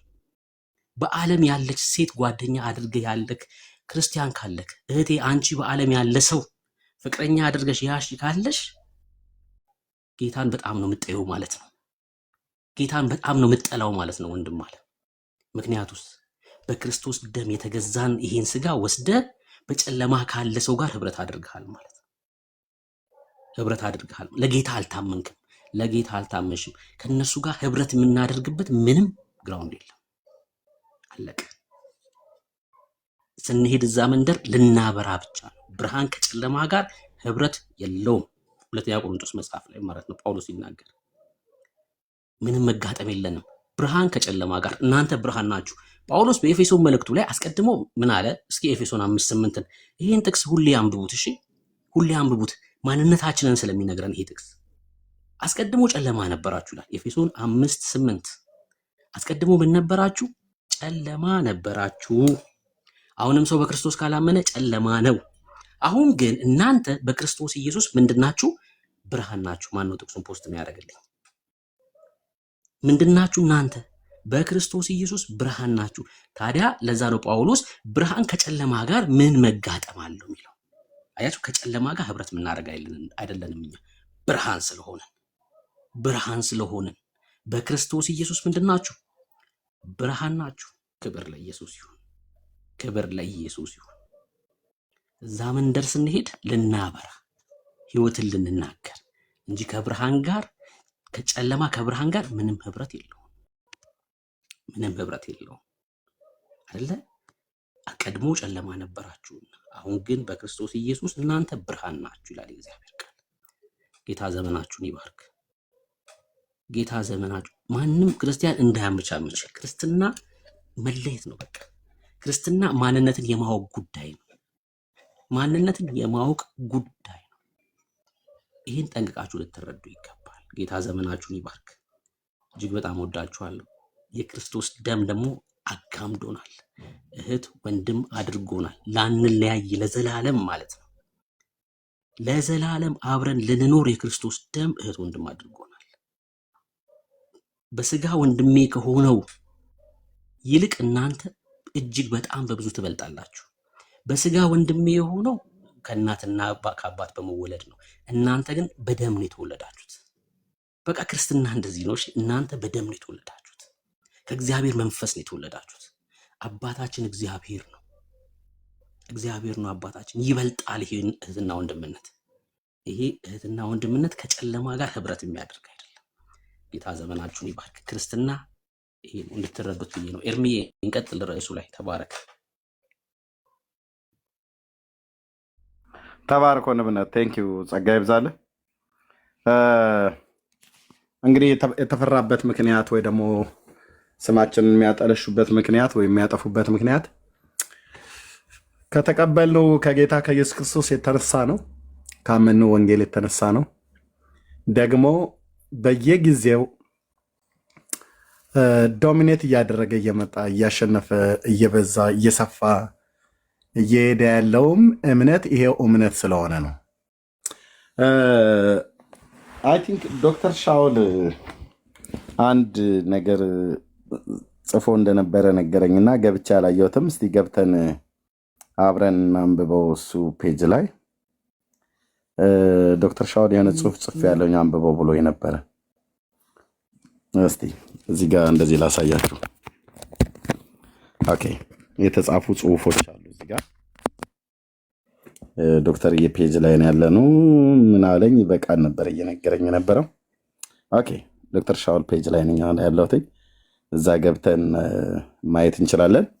ኮሜንት መስጠት እንችላለን። ላይክ ማድረግ እንችላለን። ቁጥር አይዋሽም አለ ዶክተር። ቁጥር አይዋሽም። በዓለም ላይ 600 ሚሊዮን የሚጠጋ የጴንጤኮስቴና የካሪዝማቲክ አማኞች አለን። ስንት? 600 ሚሊዮን የሚጠጋ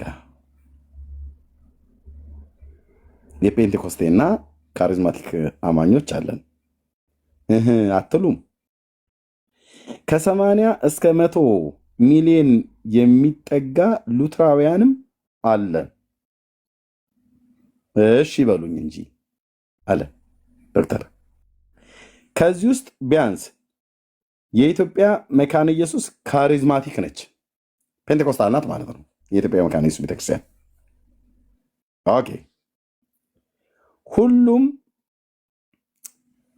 ሩሲያ፣ ኢትዮጵያ፣ ግሪክ፣ ግብፅ፣ ዩክሬን፣ ሮማንያን ደምራችሁ ከ260 እስከ 300 ሚሊዮን ኦርቶዶክሳውያን አሉ።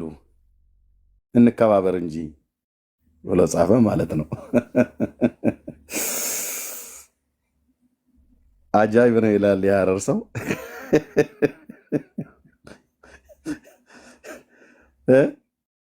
ይሰማል ይሰማል።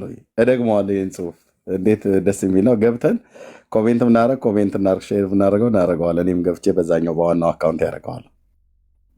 ቁጥር አይዋሽም።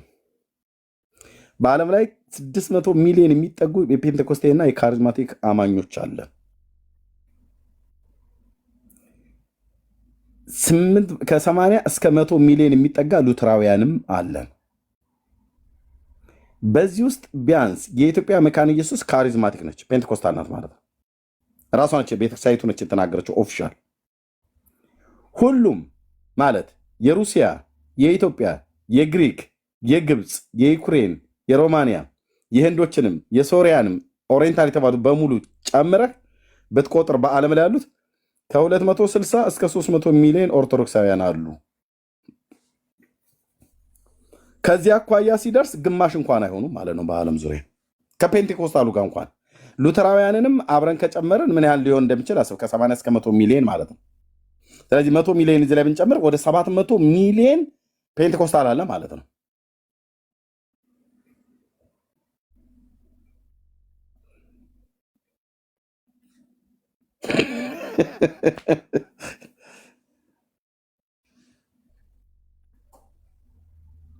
እና እንከባበር እንጂ አለ። ጥሩ ጽሁፍ ነው የጻፈው። በመረጃ ላይ ተመስርቶ ስለሆነ የሚጽፈው ይሄ ሁሉ ፔንቴኮስታል እንዴት በዛ በዓለም ዙሪያ እንደዚህ እየተዋሸብን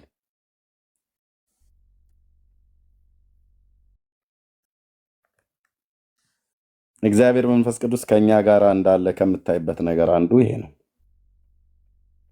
ለእግዚአብሔር ክብር ይሁን፣ ለእግዚአብሔር ክብር ይሁን።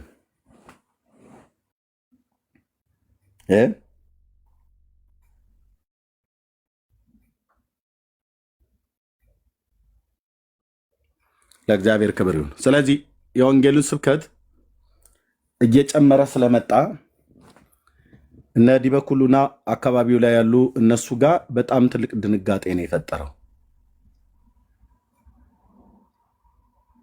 ባለፈው ደጋግሜ አንድ ቪዲዮ እንዳሳያችሁ ስብሰባ ላይ እየተደረገ ነው። እለት እለት ነው የሚሰባሰቡት። ትውልዱ እንዴት አድርገን እንታደገው፣ የትውልዱ ማዕበል እየሄደብን ነው እየወጣብን ነው ብሎ የሚሉ እለት እለት ነው የሚያወሩት ወንድሞች ናቶች። ስለዚህ ምንድነው የመጨረሻ ውሳኔያቸው? ህዝቡ ከኛ እንዳይሄድ ከተፈለገ መምህራኑ ወንጌል መስበክ አለ። ቤተ ክህነት ውስጥ የሚወራው ነው የምነግራቸው ወንድሞች ናቶች። እንትና ነገረኝ ብዬ እኔ አሁን ስም አልጠራም። እዛ ሰዎች ስላሉ አልጠራም። ሰዎች አሉ ግን በፍጹም አልጠራም ስም። እንትና የሚባሉት አባት ናቸው የነገሩኝ ብዬ ስማቸውን አልጠራልህም። ብሩክ ነው የነገረኝ ብዬ እንደማወራ፣ ሙቴ ነች የነገረች ብዬ እንደማወራ እዛ ያሉትን እንደዛ አንጠራም። እዛው ስላሉ አባቶች ናቸው፣ በጌታ ናቸው አይደሉም፣ እሱንም በሚስጥር ያዙት። በሚስጥር ያዙት። ኦኬ፣ በሚስጥር ያዙት። አዎ ውስጥ ለውስጥ እኮ ተሸርሽረን አልቀናል አለ እኮ። ውስጥ ለውስጥ እኮ በጣም አሁን እኮ የትኛው እኮ ጴንጤ የትኛው ኦርቶዶክስ መሆኑን መለየት እስከማይቻል ድረስ ብለው እኮ የራሳቸው እነ ዲያቆን ዮርዳኖስ አበበ፣ እነ ዘማርያም ዘለቀ፣ እነ ታላቁ ምናምን ነገር የሚባሉት በሙሉ ለቅሶ ላይ ናቸው። እነ መዝሙር ያሬድ በሙሉ ለቅሶ ላይ። እኛ እኮ ቸገረን ወገኖቼ። ምንድን ነው ግን ማድረግ ያለብን? ያው አባቶች ናቸው ብለህ የምትላቸው ከሁሉም እኮ በቃ ማለት ምን የትኛውን ከየትኛው ለይተን ልናቅ እስከማንችል ድረስ ተቸግረናል። እኚህ ትክክለኛ የሃይማኖት ቅናት ያላቸው አባት ናቸው ብለን ስንል እነሱ ከነኛ ወገን ሆነው ነው የተገኙት። ምንድን ነው ታዲያ ማድረግ ያለብን? ያው ህዝባችንም እንደምታውቁት ያው እየሄደ ነው፣ እየወጣ ነው። ህዝቡ ይወጣል እና ምን እናድርግ? ማድረግም ያለብን አይ በቃ ስድቡን እናጧጥፈው በደንብ አድርገን ማህበረሰቡ እንዲጠላቸው አድርገን ብንናገር ህዝቡ ወደዛ ላይሄድ ይችላል። አይ ይሄንማ ሞከርን፣ በጣም ብዙ ዘመን እኮ ሞከር ነው፣ ብዙ ዘመን ሞከር ነው። ጭራሽ ህዝቡ ለማየት እያሉ ነገሩን ቼክ ለማረጋገጥ እያሉ እየሄዱ እዛው ቀሩ። እኛ ያልሆነ ነገር ናቸው። ህዝባችን ደግሞ ያው እንደምታውቁት ሄዶ ለማረጋገጥ ይፈልጋል። ያው ወፍጮ ቤት የገባ ዱቄት ሳይነካው ሊወጣ እንደማይችሉን እነሱ ጋር ከሄዳችሁ በጣም ብዙ ነገር በዚህ እኮ ነው። እውነትም እኮ ደግሞ እኮ እውነት ለመናገር እኔ እንደው በመድኃኔ ዓለም ክርስቶስ ይኸው ዛሬ ኦርቶዶክስን ኦፊሻል ልለምናቸው፣ እንደው በጌታ ልለምናችሁ፣ በጣም ጸያፍ የሆነ ስድብ እየፈለጋችሁ ተሳደቡ። እኛን የወንጌላውያን አማኞችን ማለት በቃ ህዝብ በጣም ቅፍፍ የሚለውን ነገር ፈልጋችሁ ተናገሩ። ለምን ህዝቡ ያንን ነገር ቼክ ለማድረግ ሙሉ ወንጌል ይመጣል፣ መሰረ ክርስቶስ ይሄዳል። እዛ ደግሞ ሲመጡኛ ወንጌል ስንሰብክ ያገኙናል። ይኸው ነው የሆነው። እኔን አሁን ኦርቶዶክስ ያጣችበት ምክንያት ውሸት ዋሽታ ነው። ቤት ዘግተው ዝሙት ይሰራሉ ብላ ስታወራ ካህናቶቿ ሰማው። ቤተልሔም ውስጥ እሳት እየሞቅን እያለን እውነታችሁና አልኩ። አዎ አረጋግጣለሁ ብዬ ሄድኩኝ እና እውነትም እንደተባለው ቀረኋ። ቀረ የሚያስቀር ነገር ስላለ የሚያስቀር ነገር ጴንጤዎቹ ሲያወሩ አገኘኋቸው። እንዴት ቆንጆ እና እባካችሁ ኦርቶዶክሳውያን እንደው በእውነት እኔ በሌላ ታቦተ በምትሉት ምናምን ነገር አለ ምንም ስለ መድኃኔዓለም ግን ለምናችኋለሁ። ይሄ የስም ማጥፋት ዘመቻችሁን ቀጥሉ።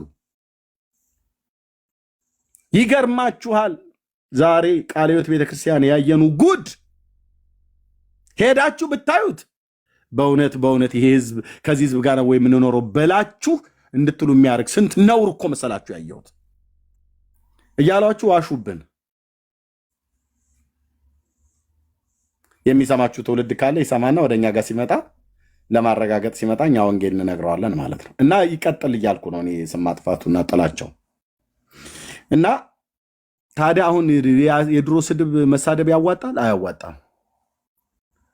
ስለዚህ ምን አሉ አሁን አባቶች በአንድ አፍ ነው መቋሚያ ወዝውዞ መንግስተ ሰማያት የገባ የለም። ታዲያስ ተነሱ፣ ወንጌል ስበኩ፣ አትፍሩ። ጨለማ ውስጥ ነን ያለነው፣ ድቅድቅ ጨለማ ውስጥ ነን ያለነው። ማህሌት በመቆምና ቅዳሴ በመቀደስ የኦርቶዶክስ ህልውናዋ አይቀጥልም።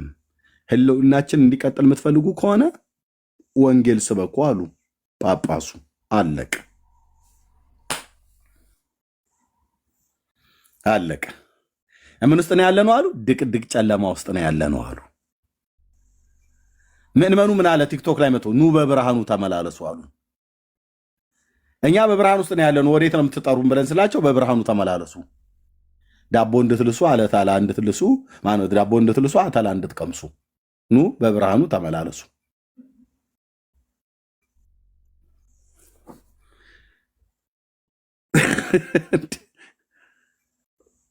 ጳጳሱ ደግሞ ጨለማ ውስጥ ነው ያለነው። ህዝቡን እንመን ወይስ ጳጳሱን እንመን?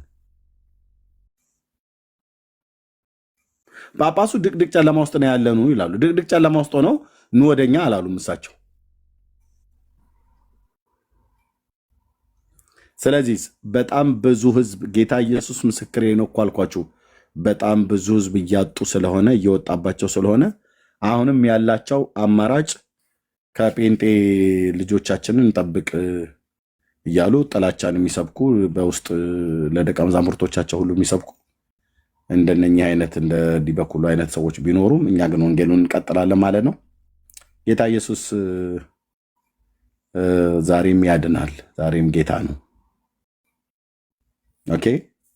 ለሃይማኖት ተቋም መሟገት መከራከር ይቻላል፣ እንደ ሃይማኖተኛ መከራከር ይቻላል። ግን ምንም አይፈይድልህም ብራዘር። ድነት በእግዚአብሔር ልጅ በኢየሱስ ክርስቶስ እንጂ ያለው በኦርቶዶክስነት፣ በጴንጤነት፣ በካቶሊክነት አይደለም። እና እግዚአብሔር ይባረክ፣ ጸጋና ሰላም ይብዛላችሁ። እኔ እዚህ ላይ አቆማለሁኝ። ከዚህ በኋላ ቤት መክፈት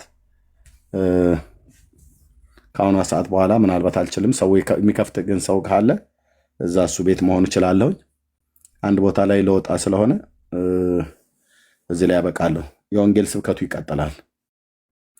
ጥላቻቸውን ግን ማን እንደሚጠላ ግን እንድታውቁ ይሄንን ቪዲዮ አሳይተናል። ኦኬ፣ ቪዲዮአቸውን አሳይተናል።